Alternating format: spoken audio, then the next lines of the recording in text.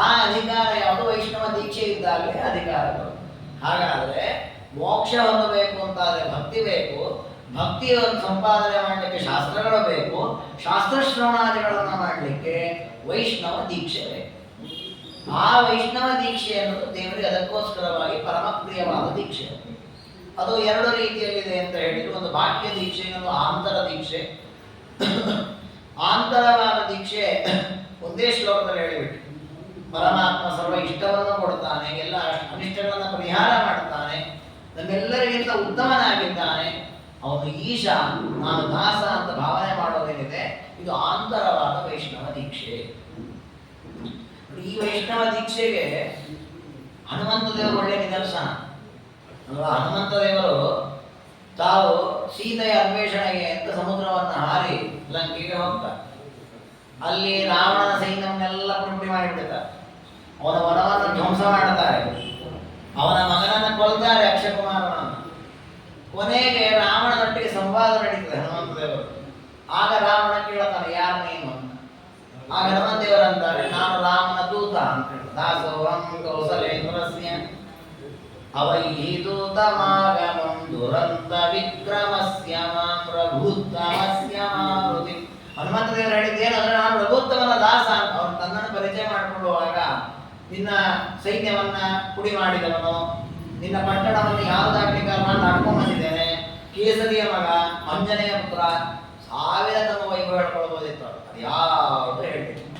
ಅವ್ರು ಹೇಳಿದ್ದೇನೆ ನಾನು ರಾಮನ ದಾಸ. ಯಾಕೆ ಅಂದ್ರೆ ಅವರು ಅಷ್ಟು ವೈಷ್ಣವ ದೀಕ್ಷೆ ಅಚರವಾಗಿದೆ. ತದೀಯೋಹಂ ಸಮೀಪತಿ, ಅವನು ಈಶ, ನಾನು ಅವನ ದಾಸ. ಅದಕ್ಕೆ ನೋಡಿ, ಹನುಮಂತ ದೇವರಿಗೆ ಯುದ್ಧದ ಪ್ರಸಂಗದಲ್ಲಿ ಸ್ಟಾರ್ಟಿಂಗ್ ಅಲ್ಲಿ ಈ ರೀತಿ ನಡೆಯುತ್ತೆ.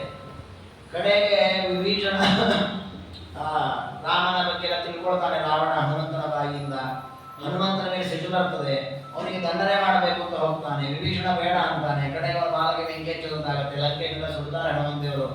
ವಾಪಸ್ ಈ ಕಡೆ ಬರ್ತಾರೆ. ಮತ್ತೆ ಆಮೇಲೆ ರಾಮದೇವರ ಅನುಗ್ರಹ ಆಗುತ್ತೆ, ರಾಮದೇವರು ಸೇತುವೆ ನಿರ್ಮಾಣ ಆಯಿತು. ನಿರ್ಮಾಣ ಅಂದ್ರೆ ಯುದ್ಧ ಶುರು ಆಗತ್ತೆ, ರಾಮನಿಗೂ ರಾವಣನಿಗೂ. ಯುದ್ಧ ಶುರುವಾದಾಗ ಒಂದು ಬಾರಿ ಹನುಮಂತ ದೇವರು ಒಂದು ರಾವಣನಿಗೆ ಹೊಡಿತಾರೆ, ಒಂದು ಏಟನ್ನು ಹೊಡಿತಾರೆ. ಹೊಡೆದಾಗ 10 ಮುಖದಿಂದ ರಕ್ತ ಗಾರಿಗಳಲ್ಲಿ ಬೀಳುತ್ತಾನೆ ರಾವಣ. ಒಂದು ಮುಹೂರ್ತವನಿಗೆ ಮೈ ಮೇಲೆ ಎಚ್ಚರವೇ ಇರೋದಿಲ್ಲ. ಆಮೇಲೆ ಎಚ್ಚರ ಬರುತ್ತಂತೆ. ಎಚ್ಚರ ಬಂದಾಗ ಹನುಮಂತನಿಗೆ ಹೇಳ್ತಾನೆ ರಾವಣ, ನೀನು ಎಂಥ ಬಲಶಾಲಿ ಇದ್ದೀಯ, ನನ್ನ ಜೊತೆಗೆ ಇರ್ಬಿಡು ಅಂತ. ನೋಡಿ, ಅಂದ್ರೆ ಹನುಮಂತನನ್ನ ರಾವಣ ಕರೆದ, ನನ್ನ ಆಸ್ಥಾನಕ್ಕೆ ಬಂದು ನಿನಗೆ ಏನು ಬೇಕೆಲ್ಲ ಕೊಡ್ತೇನೆ ಅಂತ. ಹೋಗ್ಬೋದಿತ್ತು ಹನುಮಂತ ದೇವರಲ್ಲ, ಹೋಗಲಿಲ್ಲ. ಯಾಕೆ ಅಂದ್ರೆ ಅಯಂ ಸರ್ವೇ ಇಷ್ಟದಾತ, ರಾಮದೇವರನ್ನ ಎಲ್ಲ ಇಷ್ಟಪಡೋ ನೀನಲ್ಲ, ನನಗೆ ಬರುವ ಅನಿಷ್ಟಗಳನ್ನ ಪರಿಹಾರ ಮಾಡುವುದು ರಾಮಚಂದ್ರನೇ. ಹಾಗೆ ಅವನೇ ಸರ್ವೋತ್ತಮ, ಅವನೇ ಸರ್ವೋತ್ಕೃಷ್ಟ, ಅವನೇ ಈಶ, ಅವನ ದಾಸ ನಾನು, ಬೇರೆ ಯಾರ ದಾಸನು ನಾನು ಆಗಲ್ಲ. ಹಾಗಾಗಿ ಈ ಒಂದು ಅಂತರದ ವೈಷ್ಣವ ದೀಕ್ಷೆ ಏನಿದೆ, ಇದು ಸಂಪೂರ್ಣವಾಗಿ ಅಚಲವಾಗಿ ಹನುಮಂತ ದೇವರಲ್ಲಿ. ಹಾಗೆ ಪರಮಾತ್ಮ ಉಳಿದವರಿಗೆ ಯಾರಿಗೂ ಕೊಡದೇ ಇರುವಷ್ಟು ಅನುಗ್ರಹವನ್ನ ಹನುಮಂತನಿಗೆ ಮಾಡಿದ. ಅದಕ್ಕೆ ಪಂಡಿತಾಚಾರ್ಯ ಕಿಂ ವರ್ಣಯಾಮ ಪರಮಂ ಪ್ರಸಾದಂ ಸೀತಾಪದೇ ಸ್ತತ್ರ ಹೇಳ್ತಾರೆ. ಯಾರು ಕೊಡ್ತಾರೆ ಹೇಳಿ? ನಾವು ಉಟ್ಕೊಂಡ ಬಟ್ಟೆ ಕೊಡ್ಲಿಕ್ಕೆ ಹಿಂದೆ ಮುಂದೆ ನೋಡ್ತೇವೆ. ಆದ್ರೆ ರಾಮದೇವರ ತಾನು ಅವತಾರ ಮುಗಿಸಲು ತನ್ನದೇ ಒಂದು ರೂಪವನ್ನು ಕೊಟ್ಟು ಹೋದ. ತಾನೇ ಒಂದು ರೂಪದಿಂದ ಜೊತೆಗೆ ಇದ್ಬಿಟ್ಟ. ನೀನ್ ಕರೆದಾಗಿಲ್ಲ, ನೀನ್ ಸ್ತೋತ್ರ ಮಾಡಿದಾಗ, ನೀನ್ ಪೂಜೆ ಮಾಡಿದಾಗ ಮಾಡಿಸ್ಕೊಳ್ಳಿಕ್ಕೆ ನಿನ್ ಜೊತೆಗೆ ನಾನು ಇರ್ತೇನೆ. ಇಷ್ಟು ದೊಡ್ಡ ಮಟ್ಟದ ಅನುಗ್ರಹವನ್ನ ಮಾಡಿದ್ದು ಯಾಕೆ ಅಂದ್ರೆ ಹನುಮಂತ ದೇವರ ಒಳಗಿರತಕ್ಕಂಥ ವೈಷ್ಣವ ದೀಕ್ಷೆ. ಇದು ನೀವು 3 ಅವತಾರಗಳು ನೋಡ್ಬೋದು. ಭೀಮಸೇನ ದೇವರ ಅವತಾರಗಳು ಕಾಣಬಹುದು, ಮಧ್ವಾಚಾರ್ಯರಾದರೂ ಕಾಣಬಹುದು. ಒಂದು ನಿದರ್ಶನ ಹೇಳುವುದಾದರೆ, ಭೀಮಸೇನ ದೇವರಾಗಿ ಅವತಾರ ಮಾಡಿದಾಗ ಪ್ರಸಿದ್ಧ ಕಥೆ ಇದೆ, ಅರಗಿನ ಮನೆಯನ್ನ ಸುಡುವಂತಹ ಪ್ರಸಂಗ. ಅದು ಮುಗಿದ ಮೇಲೆ ಹನುಮಂತ ಭೀಮಸೇನ ದೇವರು ದ್ವೈತವನದಲ್ಲಿ ಎಲ್ಲ ಪಾಂಡವರ ರಕ್ಷಣೆಯನ್ನ ಮಾಡ್ತಾರೆ. ಹಿಡಿಯವ ಬರ್ತಾರೆ, ಅವರ ಸಂಹಾರವನ್ನು ಮಾಡ್ತಾರೆ. ಹಿಡಿಂಬಿ ಬರ್ತಾಳೆ, ಮದುವೆ ಮಾಡ್ಕೊಳ್ಳೋದಿಲ್ಲ ಅಂತ ಅಟ್ಲಿ ಇರುವ ಎಲ್ಲ ಎಚ್ಚರಾಗಿರ್ತದೆ ಧರ್ಮರಾಜಾದಿಗಳು. ಇಷ್ಟಾಗುವಾಗ ವೇದವ್ಯಾಸರು ಬರ್ತಾರೆ. ಬಂದಾಗ ಭೀಮಸೇನ ದೇವರು ಸಾಷ್ಟಾಂಗ ನಮಸ್ಕಾರ ಮಾಡಿ ತಾವೇನೆಲ್ಲ ಮಾಡಿದ್ರು ಆ ಕರ್ಮಗಳನ್ನು ದೇವರಿಗೆ ಅರ್ಪಣೆ ಮಾಡ್ತಾರೆ. ನೋಡಿ, ಅವರು ಸುಧಾರ ವೇದವ್ಯಾಸರು ಹೇಳ್ಕೊಳ್ಬೋದಿತ್ತು, ನಾನು ಭೀಮಸೇನ, ನಾನು ಹಿಡಿಂಬನ ಅನ್ಕೊಂಡೆ, ಯಾರಿಗೂ ಕೊಲ್ಲಿಕ್ಕಾಗುತ್ತೆ ಹಿಡಿಂಬನ ಅನ್ಕೊಂಡೆ, ಅದನ್ನು ಮಾಡಿದೆ ಇದನ್ನು ಮಾಡಿದೆ. ಅಹಂಕಾರ ಕಿಂಚಿತ್ತು ಇಲ್ಲ. ಮತ್ತೆ ದೇವರು ಸಿಕ್ಕಾಗ ಅವನ ಪಾದಗಳಲ್ಲಿ ಅಷ್ಟೋ ಕರ್ಮಗಳನ್ನು ಅರ್ಪಣೆ ಮಾಡೋದ್ರೆ ದೇವರಿಗೋಸ್ಕರ ನಾನು ಕರ್ಮ ಮಾಡ್ತಾ ಇದ್ದೇನೆ. ಇದೇ ಅಲ್ವಾ ಈಶದಾಸ ಭಾವನೆ. ಒಬ್ಬ ದೂತ ಹೇಗಿರ್ತಾನೆ, ಪ್ರತಿಯೊಂದು ತನ್ನ ಕಾರ್ಯಗಳು ಯಾವ ನಿಮಿತ್ತಕ್ಕಾಗಿ ತನ್ನ ಈಶನ ಆದೇಶ ಇದೆ, ಪರಮಾತ್ಮನ ಆದೇಶ ಇದೆ, ದೇವರ ಆದೇಶ ಇದೆ, ರಾಜನ ಆದೇಶ ಇದೆ ಅಂತ ಹೇಗೆ ಮಾಡ್ತಾನೋ ಹಾಗೆ ಭೀಮಸೇನ ದೇವರು ಆ ದಾಸ್ಯವನ್ನು ತೋರಿಸಿರ್ತಾರೆ. ಅದೇ ರೀತಿ ಮಧ್ವಾಚಾರ್ಯರಾದಾಗಲೂ ಅಷ್ಟೇ. ಮಧ್ವಾಚಾರ್ಯರಾದಾಗ ತಾವು ಬದಲಿಗೆ ಹೋಗಿ ಅಲ್ಲಿ ತಾವು ಬರೆದ ಗೀತಾ ಭಾಷೆಯನ್ನು ಆಚಾರ್ಯರು ಅರ್ಪಣೆ ಮಾಡುತ್ತಾರೆ. ಅರ್ಪಣೆ ಮಾಡಿ ಪರಮಾತ್ಮ ನೀನು ಪ್ರೀತನಾಗುವುದರಲ್ಲಿ ಪಾರಾಯಣ ಮಾಡ್ತಾರೆ. ನೋಡಿ, ನಾವು ಎಲ್ಲಿ ಮಾಡ್ತೇವೆ ಇಷ್ಟು ವಿಧೇಯರಾಗಿ. ಆಚಾರ್ಯ ತಾವು ಬರೆದು ಲೋಕದಲ್ಲಿ ಪ್ರಚಾರ ಮಾಡಬೇಕು, ಆ ಕೆಲಸ ಮಾಡಲಿಲ್ಲ. ನಾವು ಗೀತಾ ಭಾಷೆ ಬರೆದು ಕೂಡಲೇ ಮುಂದೆ ಹೋದ್ರ ಬದಲಿಗೆ ಹೋಗಿ ದೇವರ ಪಾದಗಳನ್ನು ಅರ್ಪಣೆ ಮಾಡಿ. ಯಾಕೆಂದ್ರೆ ನಾವು ಮಾಡುವುದೆಲ್ಲವೂ ಒಂದು ದೇವರಿಗೆ ಅರ್ಪಿತ, ದೇವರಿಗೋಸ್ಕರವೇ ಮಾಡುದು. ಅದರಿಂದ ಸಮಾಜಕ್ಕೂ ಉಪಯೋಗ ಆಗತ್ತೆ, ಅದು ಬೇರೆ ವಿಷಯ. ಹಾಗಾಗಿ ಪ್ರತಿಯೊಂದು ಕಾರ್ಯ ಮಾಡುವಾಗಲೂ ಪರಮಾತ್ಮನ ಅಧೀನವಾಗಿ ನಾನು ಮಾಡ್ತಾ ಇದ್ದೇನೆ, ಅವನ ಇಚ್ಛೆಯಂತೆ ಮಾಡ್ತೇನೆ ಎಂದು ತಿಳಿದು ದೇವರ ಈಶತ್ವ, ತನ್ನ ದಾಸ್ಯವನ್ನು ಯಾವಾಗಲೂ ನೆನ್ಪಿಟ್ಕೊಳ್ಳೋದೇನಿದೆ, ಇದು ನಿಜವಾದ ಆಂತರ ವೈಷ್ಣವ ದೀಕ್ಷೆ. ಈ ವೈಷ್ಣವ ದೀಕ್ಷೆ ಮುಖ್ಯ ಪ್ರಾಣ ದೇವರಿಗೆ ಸ್ಪಷ್ಟವಾಗಿ ಕಾಣುತ್ತೆ. ಅಂತಹ ಒಂದು ವೈಷ್ಣವ ದೀಕ್ಷೆಯಲ್ಲಿ, ಆಂತರ ವೈಷ್ಣವ ದೀಕ್ಷೆಯಲ್ಲಿ ನಮಗೆ ಕೆಲವು ಲೋಪ ಬರುವ ಪ್ರಸಂಗ ಇದೆ. ಯಾಕೆಂದ್ರೆ ನಮಗೆ ಎಷ್ಟೋ ಬಾರಿ ನಾನು ಪರಮಾತ್ಮನ ದಾಸ, ದೇವರು ಈಶ, ಇದು ಮರ್ತು ಹೋಗ್ತದೆ. ಎಷ್ಟೋ ಬಾರಿ ನಾವು ಅಹಂಕಾರದ ವರ್ತಿಸ್ತೇವೆ. ನಾನು ಮಾಡ್ತೇನೆ, ಯಾಕಾಗಲ್ಲ, ಅವ್ರು ಆಗುದಿಲ್ಲ, ನಾನು ಮಾಡಿ ತೋರಿಸ್ತೇನೆ, ನನ್ನ ಹತ್ರ ಆಗದೆ ಇರೋದೇನಿದೆ, ಹಾಗೆ ಒಂದು ನೂರಾರು ಮಾತಾಡ್ತೇವೆ. ಆದ್ರೆ ನಮಗೆ ಪ್ರತಿಕ್ಷಣ ಇರಬೇಕಾದ ಎಚ್ಚರ ಏನು ಅಂದ್ರೆ, ನಾವು ಸ್ವತಂತ್ರವಲ್ಲ, ನಾವು ಮಾಡ್ತೇವೆ ಅನ್ಬೋದು. ಏನ್ ಮಾಡ್ಲಿಕ್ಕಾಗತ್ತೆ? ನಮಗೆ ದೇವರು ನಮ್ಮಿಂದ ಮಾಡಿಸಿದ್ರಿದೆ, ಇದ್ದಿದ್ರೆ ಇಲ್ಲ. ಈ ಎಚ್ಚರ ಯಾವಾಗಲೂ ಇರಬೇಕು ಅನ್ನೋದಕ್ಕೆ ಈ ದೀಕ್ಷೆಯನ್ನು ಹೇಳಿ. ನೋಡಿ ಎಷ್ಟು ಚೆನ್ನಾಗಿದೆ ಅಂದ್ರೆ, ಜೀವನದಲ್ಲಿ ಒಂದೊಂದು ಕ್ಷಣವೂ ಒಂದೊಂದು ಕೆಲಸ ಆಗುವಾಗ ನಮ್ಮಲ್ಲಿ ಅಹಂಕಾರಾದಿಗಳು ಬರುತ್ತೆ. ಅದರಿಂದ ಮನುಷ್ಯ ದುಷ್ಟನಾಗ್ತಾನೆ. ಅದನ್ನು ದಮನ ಮಾಡ್ಲಿಕ್ಕೆ, ಅದನ್ನ ಮಣಿಸ್ಲಿಕ್ಕೋಸ್ಕರವಾಗಿ ಈ ದೀಕ್ಷೆಯನ್ನು ಕೊಡ್ತು ಶಾಸ್ತ್ರ. ನೀವು ವಿಷ್ಣು ದೀಕ್ಷೆ ಸಂಪಾದಿಸು ಅಂದ್ರೆ ಪ್ರತಿ ಕ್ಷಣ ಎಚ್ಚರದಿಂದಿರು. ಏನಂತ? ಹೌದು, ದೇವರು ಈಶಾನಾನ ದಾಸ, ದೇವರು ಈಶಾನಾನ ದಾಸ. ಈ ಎಚ್ಚರ ಇತ್ತು ಅಂದ್ರೆ ಆಗ ನಾನು ಮಾಡಿದೆ ನಂದು ಅಹಂಕಾರ ಬರೋದೇ. ಅಹಂಕಾರದಿಂದಾನೆ ಮುಂದೆ ಅನರ್ಥ ಆಗೋದು. ಅನರ್ಥ ಆಗಬಾರದು, ಮೂಲವಾದ ಅಹಂಕಾರವೇ ಬರಬಾರದು. ಅದು ಬರಬಾರದು ಅನ್ನೋದಕ್ಕೆ ಈ ದೀಕ್ಷೆಯನ್ನು ಶಾಸ್ತ್ರ ಗಟ್ಟಿಯಾಗಿ ತಿಳಿಸಿಕೊಟ್ಟು. ಅದಕ್ಕೆ ನಾವು ಈ ಶ್ಲೋಕವನ್ನ ದೊಡ್ಡದಾಗಿ ಮಾಡಿ ಅಂಟಿಸ್ಕೊಂಡ್ಬಿಡ್ಬೇಕು. ಅದು ಗೋಡೆಗಿಂತಲೂ ಮನಸ್ಸಲ್ಲಿ ಅಂಟಿಸ್ಕೋಬೇಕು. ಅಂದ್ರೆ ಯಾವತ್ತೂ ಮರಿಬಾರದು. ದೇವರು ಈಶಾನಾಮ ದಾಸ, ದೇವರು ಈಶಾನಾಮ ದಾಸ ಅನ್ನೋ ಜ್ಞಾನ ಇತ್ತು ಅಂತಂದ್ರೆ ಅದಕ್ಕಿಂತ ದೊಡ್ಡದಾದಂತಹ ಸಾಧನೆ ಮತ್ತೊಂದು. ನೀವೆಷ್ಟು ಯಜ್ಞ ಯಾಗಾದಿಗಳನ್ನು ಮಾಡಿ, ಜಪತಪ ಅನುಷ್ಠಾನಗಳನ್ನು ಮಾಡಿ, ಮತ ನಿಯಮಗಳನ್ನು ಮಾಡಿ, ಆ ಎಲ್ಲರ ಸಾಧನೆಯ ಉದ್ದೇಶ ದೇವರ ಈ ಒಂದು ಸರ್ವೋತ್ತಮತ್ವದ ಜ್ಞಾನ ದೃಢಾಗ್ಲಿಕ್ಕೋಸ್ಕರ. ಇದು ಯಾವತ್ತೂ ಇರಬೇಕು ಅನ್ನೋದನ್ನ ತಿಳಿಸಿಕೊಟ್ಟು, ಅದಾದ ಮೇಲೆ ಬಾಹ್ಯವಾದ ದೀಕ್ಷೆ ಅಂತ ಹೇಳಿದ್ರು. ಯಾವುದು? ನಾಮಚಿಹ್ನಾದಿನಾದೇಹೇ ವನ್ನಿನಾವ ಮೃದ ಅಂಕನಂ. ನಾಮದಿಂದ ದೇವರ ಹೆಸರನ್ನು ಇಟ್ಕೊಳ್ಳುವಂಥ.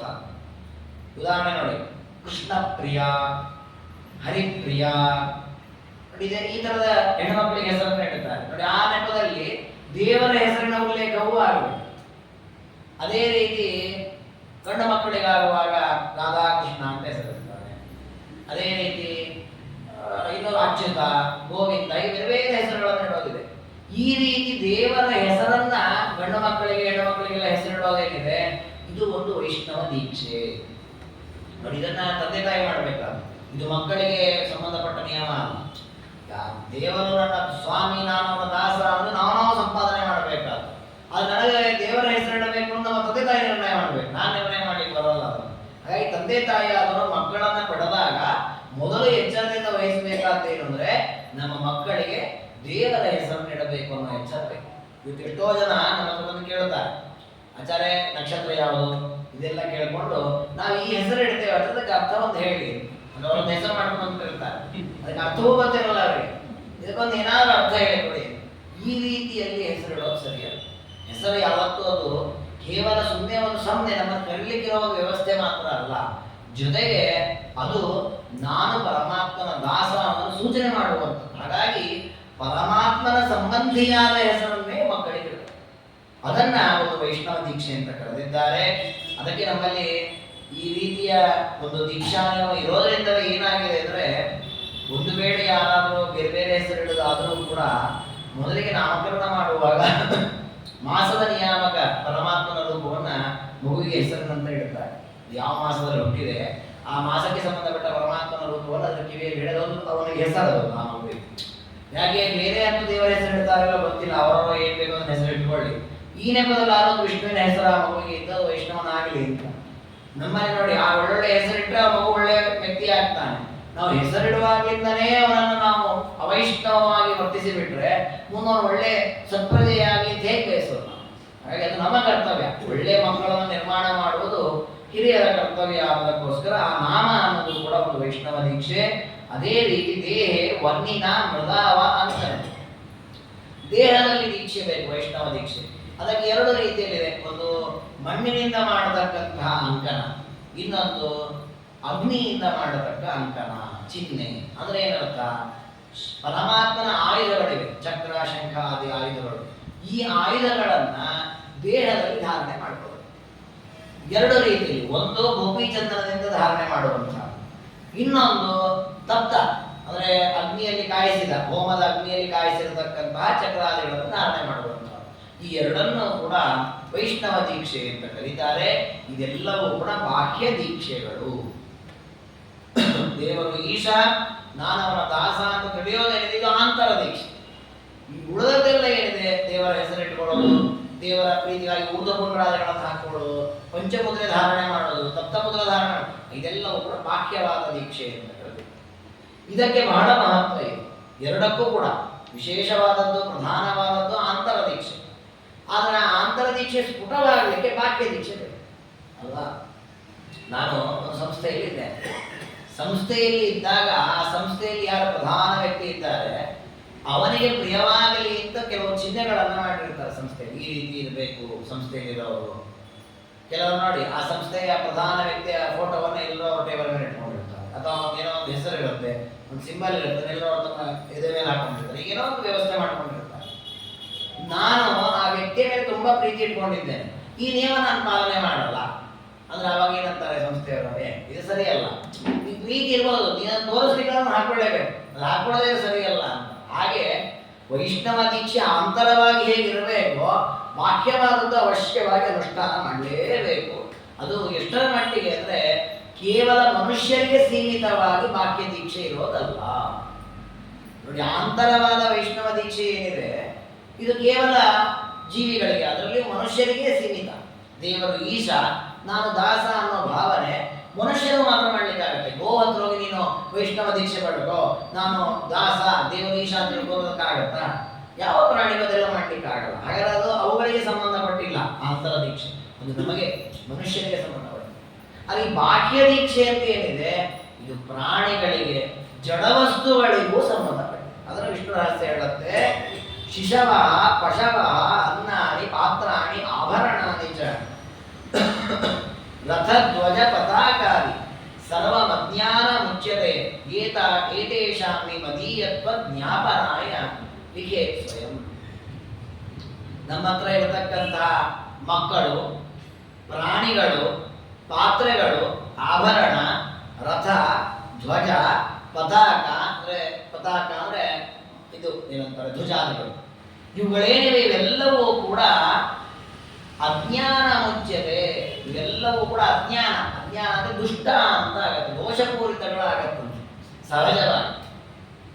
ಯಾವಾಗ ಇದರ ಮೇಲೆ ವೈಷ್ಣವ ದೀಕ್ಷೆಯನ್ನ ಲೇಖನ ಮಾಡುತ್ತಾರೆ ಆಗ ಇದೆಲ್ಲವೂ ಕೂಡ ಸಾರ್ಥಕವಾಗುತ್ತೆ.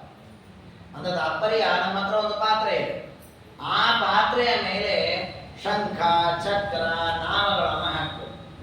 ಆ ಪಾತ್ರೆಗೆ ರಾಮ ಕೃಷ್ಣ ಅಂತ ಒಂದು ಹೆಸರಿಡಬೇಕು. ಆಗ ಅದು ವಿಷ್ಣು ಪಾತ್ರೆ ಆಗಿದೆ, ವೈಷ್ಣವ ಪಾತ್ರೆ.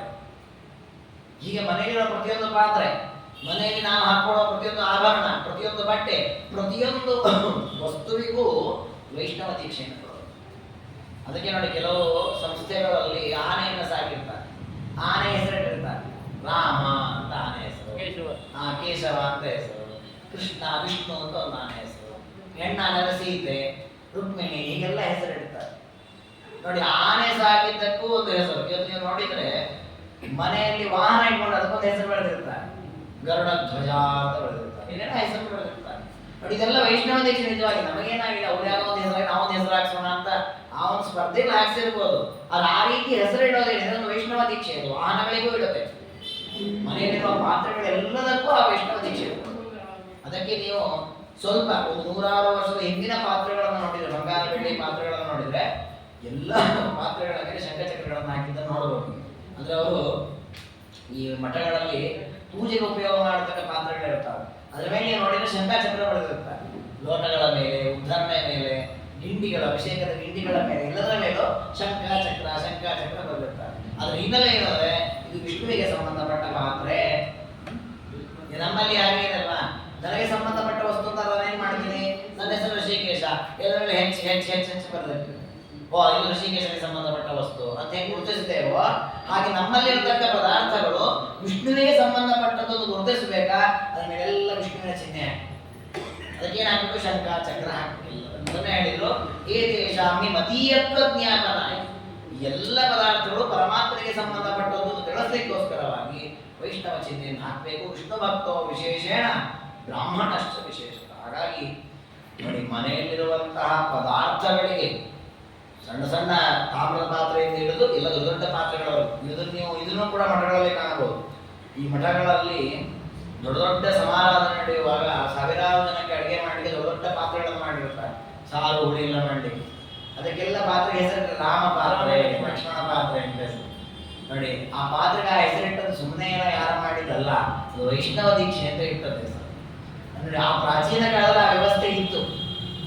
ಕಾಲಕ್ರಮೇಣ ಎಲ್ಲ ಮರಿತಾ ಬಂದಿದ್ದೇವೆ ನಾವು. ಹಾಗಾಗಿ ನೋಡಿ, ಅಂದ್ರೆ ಎಷ್ಟು ಚೆನ್ನಾಗಿದೆ ಅಂದ್ರೆ ಅಡಿಗೆ ಮಾಡುವನಲ್ಲಿ ವೈಷ್ಣವ ದೀಕ್ಷೆ, ಅಡಿಗೆ ಮಾಡುವ ಪಾತ್ರೆಗಳಲ್ಲಿ ವೈಷ್ಣವ ದೀಕ್ಷೆ, ನೈವೇದ್ಯ ಮಾಡುವಲ್ಲಿ ವೈಷ್ಣವ ದೀಕ್ಷೆ.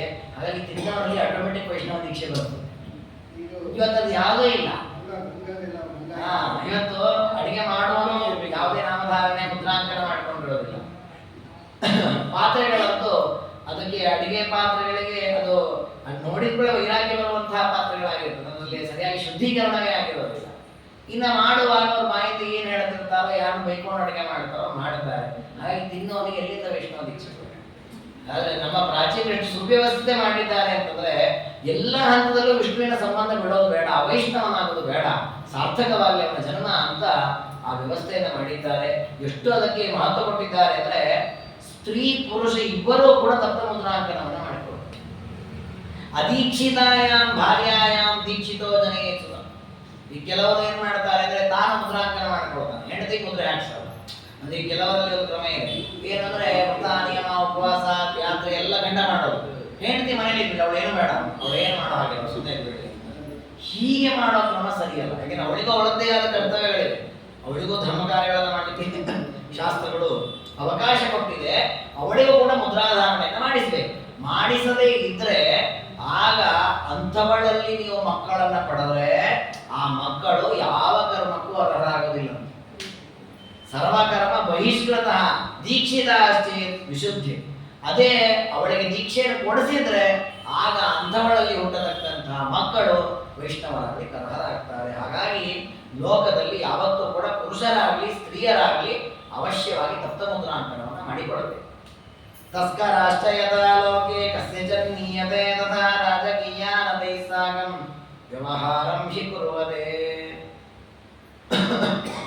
ಒಬ್ಬ ವ್ಯಕ್ತಿ ಇದ್ದಾನೆ, ನಮ್ಮ ಜೊತೆಗೆ ಇದ್ದ. ಯಾರೋ ಕಳ್ಳನ್ನು ಎಳ್ಕೊಂಡು ಹೋಗ್ಬಿಟ್ಟು, ಎಳ್ಕೊಂಡು ಹೋದ್ಮೇಲೆ ಏನಾಯ್ತು, ಆ ಕಳ್ಳನ ಜಾತಿಯವನಂತೆ ಇವನನ್ನು ಬೆಳೆಸಿದ್ರು. ನಮ್ಮ ವ್ಯವಹಾರ, ನಮ್ಮ ಚಿಹ್ನೆ, ನಮ್ಮ ಆಚರಣೆ ಎಲ್ಲ ಬಿಟ್ಟ ಅವನು. ಆನಂತರ ಒಂದು 2-3 ವರ್ಷಗಳಾದ್ಮೇಲೆ ಅವನು ಭೇಟಿ ಆಯ್ತು.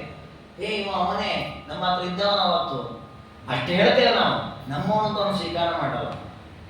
ಯಾಕೆ ಸ್ವೀಕಾರ ಮಾಡಲ್ಲ ಅಂದ್ರೆ ನಮ್ಮ ಆಚರಣೆ ಚಿಹ್ನೆ ಎಲ್ಲ ಬಿಟ್ಬಿಟ್ಟಿದ್ದ.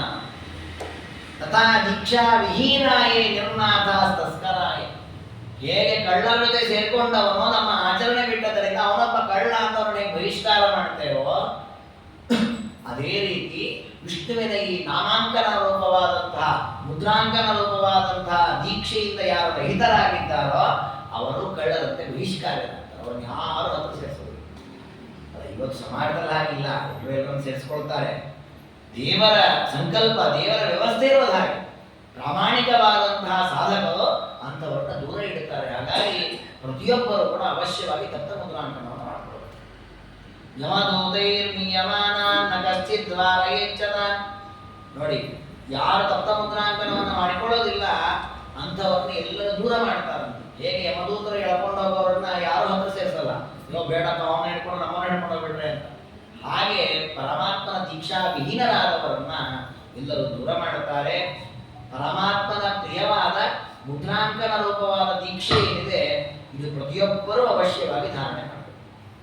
ಅದಕ್ಕೆ ಒಂದು ಒಳ್ಳೆಯ ಲಕ್ಷಣವನ್ನು ಹೇಳ್ತಾರೆ. ಲಕ್ಷಣ ಅನ್ನೋದಕ್ಕಿಂತ ದೃಷ್ಟಾಂತವನ್ನು, ಪ್ರತಿಯೊಬ್ಬರೂ ಅವಶ್ಯವಾಗಿ ಮುದ್ರಾಂಕನ ದತ್ತ ಮುದ್ರಾಧಾರಣೆ ಮಾಡಬೇಕು ಅನ್ನೋದಕ್ಕೆ ದೃಷ್ಟಾಂತ ಅದು ಯಾವ ರೀತಿ ಅಂದರೆ, ಪತ್ಯುಶ್ಚಿನ್ನಂ ಯಥಾ ನಾರಿ ಕಂಠಸೂತ್ರಂ ವಿಭರ್ತಿ ಸನಾತ ಸುಭಗಾತೇನ ಉದಗಾತ ಮಾಡಿದ್ದಾರೆ.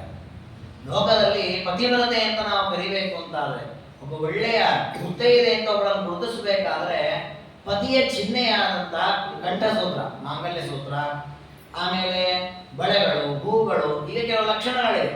ಅದೆಲ್ಲ ಧರಿಸಿದ್ದಾಳೆ ಅಂತಾದ್ರೆ, ಅವೆಲ್ಲದಿಂದ ಕೂಡಿದವಳು ಅಂತಾದ್ರೆ ಅವಳನ್ನ ಏನಂತ ಕರಿತೇವೆ ನಾವು?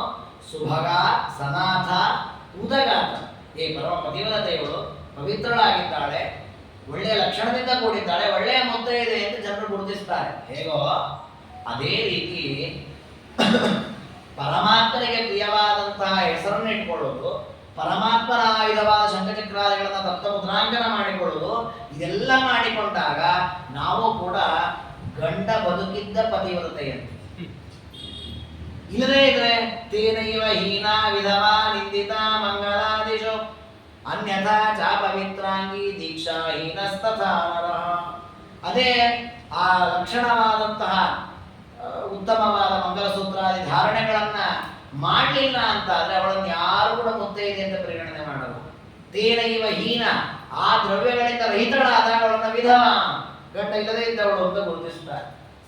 ಅದೇ ರೀತಿ ಈ ಪರಮಾತ್ಮನಿಗೆ ಪ್ರಿಯವಾದ ದ್ರವ್ಯಗಳು, ಅವನ ಹೆಸರನ್ನು ಇಟ್ಕೊಳ್ಳೋದು, ಅವನ ಪ್ರಿಯವಾದ ಆಯುಧಗಳನ್ನು ಮುದ್ರಾಂಕನ ಮಾಡಿಕೊಳ್ಳೋದು, ಊರ್ಧ್ವಪುಂಡ್ರಾದಿಗಳನ್ನು ಧಾರಣೆ ಮಾಡೋದು, ಇದು ಯಾವುದು ನಾವು ಮಾಡಿಕೊಳ್ಳಿಲ್ಲ ಅಂತ ಆದ್ರೆ ನಾವು ಕೂಡ ವಿಧವ. ಹಾಗಾಗಿ ಅಪವಿತ್ರನಾಗಿ ಬಿಡ್ತೇವೆ. ನಾವು ಪವಿತ್ರರಾಗಬೇಕು ಅಂತಾದ್ರೆ ದೀಕ್ಷೆಯನ್ನು ಪಡ್ಕೊಳ್ಳೋದು. ದೀಕ್ಷಿತೋ ಲಭತೆ ಪೂಜಾ ಯಮಾದಪಿ ವಿವೇಕ್. ಅದಕ್ಕೆ ಹೇಳ್ತಾರೆ, ಚೆನ್ನಾಗಿ ವೈಷ್ಣವ ದೀಕ್ಷೆ ಇತ್ತು ಅಂತಾದ್ರೆ ನಮಗೆ ಯಮದೇವರಿಗೂ ಭಯಪಡುವ ಪ್ರಶ್ನೆ ಇಲ್ಲ. ಯಾಕೆಂದ್ರೆ ಯಾರು ನಮಗೇನು ಮಾಡೋದಿಲ್ಲ. ಅದಕ್ಕೆ ವ್ಯಾಸರಾಜ ಗುರುಸಾರರು ಹೇಳಿದ್ದಾರೆ, ಕೃಷ್ಣ ಕೃಷ್ಣ ಅಂತ ಯಾರು ಬಾಯಲ್ಲಿ ಹೇಳ್ತಾರೋ ಅಂಜಿಯು ದೂರ ಹೋಗಬಾರೋ, ಯಮದೂತರಲ್ಲೇ ಎದುರು ಓಡಿ ಹೋಗಿ ಬಿಡ್ತಾರಂತೆ. ಆ ದೇವರಿಗೆ ಪ್ರಿಯವಾದ ಮುದ್ರಾಂಕನ, ಊರ್ಧ್ವಪುಂಡ್ರ, ದ್ವಾದಶನಾಮ ಧಾರಣೆ ಇದೆಲ್ಲ ಮಾಡಿಕೊಂಡವನ ಹತ್ರ ಯಮದೂತರು ಬರೋದೇ. ಅದಕ್ಕೋಸ್ಕರವಾಗಿ ಯಮಾದಿಗಳು ಪೂಜೆ ಮಾಡತಕ್ಕಂತಹ ಶ್ರೇಷ್ಠವಾದ ವೈಷ್ಣವ ದೀಕ್ಷೆಯನ್ನು ಯಾರು ಬಿಡ್ಲಿಕ್ಕಿಲ್ಲ. ಸಯೇವ ಲಭತೆ ಸರ್ವಂ ದೀಕ್ಷಾ ಗ್ರಹಣಜಂ ಫಲಂ. ಹೀಗೆ ವೈಷ್ಣವ ದೀಕ್ಷೆಗೆ ಬಹಳ ಮಹತ್ವ ಇದೆ ಅಂತ ಹೇಳಿದ್ರು. ಇಂತಹ ವೈಷ್ಣವ ದೀಕ್ಷೆ ಪೂರ್ಣವಾಗಿ ಫಲ ಕೊಡುವುದು ಯಾವಾಗ? ಇಷ್ಟು ಹೇಳಿದ್ದೀರಿ ಅಂತ ನಾಳೆ ನಾವು ತಪ್ಪ ಧಾರಣೆ ಮಾಡಿಸ್ಕೊಳ್ತೀವಿ, ದೇವರ ಹೆಸರಿಟ್ಟುಕೊಳ್ತೀವಿ, ಎಲ್ಲ ಸರಿ, ಬರೀ ಅಷ್ಟೇ ಮಾಡಿಬಿಟ್ರೆ ಸಾಕ.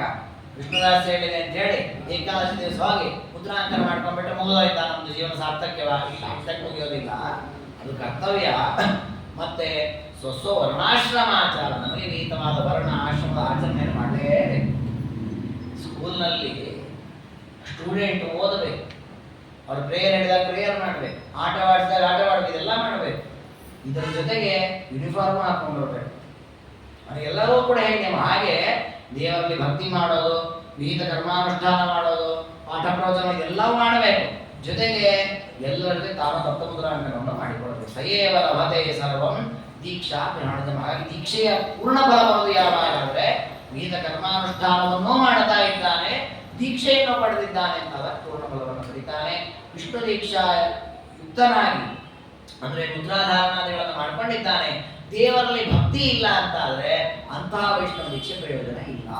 ಹೀಗಿದೆ ಅಂತೇಳಿ ನಾಳೆ ನಮಗೆ ದೇವರಲ್ಲಿ ಭಕ್ತಿ ಇಲ್ಲ, ನಾವ್ಯಾಕೆ ಮುದ್ರೆ ಹಾಕಿಸ್ಕೊಳ್ಬೇಕು? ಹಾಗೆ ಮಾಡಬಾರ್ದು. ಯಾಕೆ ಮೊದಲನೇ ಹಂತ ಬಾಹ್ಯ ದೀಕ್ಷೆ, ಆಮೇಲೆ ಆಂತರವಾದ ದೀಕ್ಷೆ ವಿಷ್ಣು ಭಕ್ತಿ ಇದೆಲ್ಲ ಮುಂದೆ ಬರುವಂತವಾಗಿ ಮೊದಲನೇ ಮೆಟ್ಟಿಲ್ಲ. ಆದ್ದರಿಂದ ಭಕ್ತಿ ಇಲ್ಲದೇ ಇದ್ರೂ ಕೂಡ ಆರಂಭದಲ್ಲಿ ಮುದ್ರಾಂಕನ ಮಾಡ್ಕೊಳ್ಬೇಕು. ಮಾಡ್ಕೊಂಡು ಮುಂದೆ ಭಕ್ತಿ ಅಭಿವೃದ್ಧವಾಗ್ತಾ ಹೋಗುತ್ತೆ. ಆ ನಂತರ ಅದು ಪೂರ್ಣ ಫಲವನ್ನು ಕೊಡುತ್ತದೆ. ಹಾಗಾಗಿ ಈ ರೀತಿಯಲ್ಲಿ ಅದಕ್ಕಷ್ಟು ಮಹತ್ವ ಇದೆ. ಎಲ್ಲಾ ದೀಕ್ಷೆಗಳಿಗಿಂತಲೂ ಶ್ರೇಷ್ಠವಾದ ದೀಕ್ಷೆ ಅದು ವೈಷ್ಣವ ದೀಕ್ಷೆ. ಯಾಕೆ ಅಂದ್ರೆ ಎಲ್ಲಾ ದೇವತೆಗಳಿಂದ ಉತ್ತಮನಾದವರು ವಿಷ್ಣು, ಹಾಗೆ ಅವನಿಗೆ ಪ್ರಿಯವಾದ ದೀಕ್ಷೆ. ಆದ್ದರಿಂದ ಆ ದೀಕ್ಷೆಯನ್ನು ಧಾರಣೆ ಮಾಡಬೇಕು. ಎನ್ನ ಮಹಿಮ್ನ ಪರಂಪರಂ ವೇತ್ತ ಜಾತೋ ನ ಜಾಸ್ತಿನ. ಆ ದೇವರ ಮಹಿಮೆ ಬಹಳ ದೊಡ್ಡದು, ವೇದಗಳೇ ಹೇಳ್ತದೆ. ದೇವರ ಮಹಿಮೆ ಎಷ್ಟು ದೊಡ್ಡದಿದೆ ಅಂತಂದ್ರೆ ವಿಷ್ಣುವರ್ಮಕಂ ವೀರ್ಯಾಣಿ ಪ್ರಮೋಚಯ್ಯ ಪಾರ್ಥಿವಾನಿ ವಿಮಮೇನ ಚಾಂಸಿ. ಜಗತ್ತಿನಲ್ಲಿರತಕ್ಕ ಯಾವೊಬ್ಬ ವ್ಯಕ್ತಿಯವರ ಮಹಿಮೆಯನ್ನು ಪೂರ್ಣವಾಗಿ ತಿಳ್ಕೊಳ್ಳಕ್ಕೆ ಸಾಧ್ಯ ಇಲ್ಲ, ಅಷ್ಟು ಮಹಿಮೆ ಇದೆ ಪರಮಾತ್ಮನದ್ದು. ಅಂತಹ ಪರಮಾತ್ಮನಿಗೆ ಪ್ರಿಯವಾದ ದೀಕ್ಷೆಯನ್ನು ನಾವು ಸಂಪಾದಿಸಿದರೆ ನಾವು ಕೂಡ ಪರಮಾತ್ಮನಂತೆ ಲೋಕದಲ್ಲಿ ಪೂಜ್ಯರಾಗ್ತಾರೆ. ಯಸ್ಯ ವೈಷ್ಣವಿ ದೀಕ್ಷಾ, ಇಷ್ಟು ವೈಷ್ಣವ ದೀಕ್ಷೆಗೆ ಮಹತ್ವವನ್ನು ಕೊಟ್ಟು ಮುಂದೆ ನಮ್ಮಲ್ಲಿ ಕೆಲವರು ಈ ವೈಷ್ಣವ ದೀಕ್ಷೆಯನ್ನು ನಿಂದನೆ ಮಾಡುವವರಿದ್ದಾರೆ. ಅಂದ್ರೆ ತಪ್ತಮುದ್ರಾಂಕನಾದಿಗಳೆಲ್ಲ ಶಾಸ್ತ್ರ ಬಾಹಿರ, ಇದನ್ನು ಮಾಡಬಾರದು, ಇದು ಅವೈದಿಕ, ದೇಹ ಸುಡುವುದಾಗ್ತದಲ್ಲ, ಮೈ ಸುಟ್ಟಂಗಲ್ವಾ, ಮೈಯನ್ನು ಸುಡ್ಕೊಳ್ಬಾರದು. ಹಾಗಾಗಿ ನೀವು ಒಳ್ಳೆ ಶುದ್ಧವಾದ ಪವಿತ್ರವಾದ ಬ್ರಾಹ್ಮಣ ದೇಹ ಅಥವಾ ಯಾವುದೋ ಒಂದು ದೇಹ ಬಂದಾಗ, ಮನುಷ್ಯ ಜನ್ಮ ಬಂದಾಗ ಬಿಸಿ ಬಿಸಿ ಕಾಯಿ ಸುಟ್ಕೊಂಡ್ಬಿಟ್ರೆ ಅದು ತಪ್ಪಾಗತ್ತೆ. ಹೀಗೆಲ್ಲ ವ್ಯಂಗ್ಯವಾಗಿ ಮಾತನಾಡುವುದಿದೆ. ಈ ರೀತಿ ಮಾತನಾಡುವುದು ತಪ್ಪು. ಯಾಕೆಂದ್ರೆ ವೇದಾದಿಗಳು ಹೇಳಿದೆ, ಆದ್ದರಿಂದ ಅವಶ್ಯವಾಗಿ ಮುದ್ರಾಂಕನ ಮಾಡಿಕೊಳ್ಳೇಬೇಕು.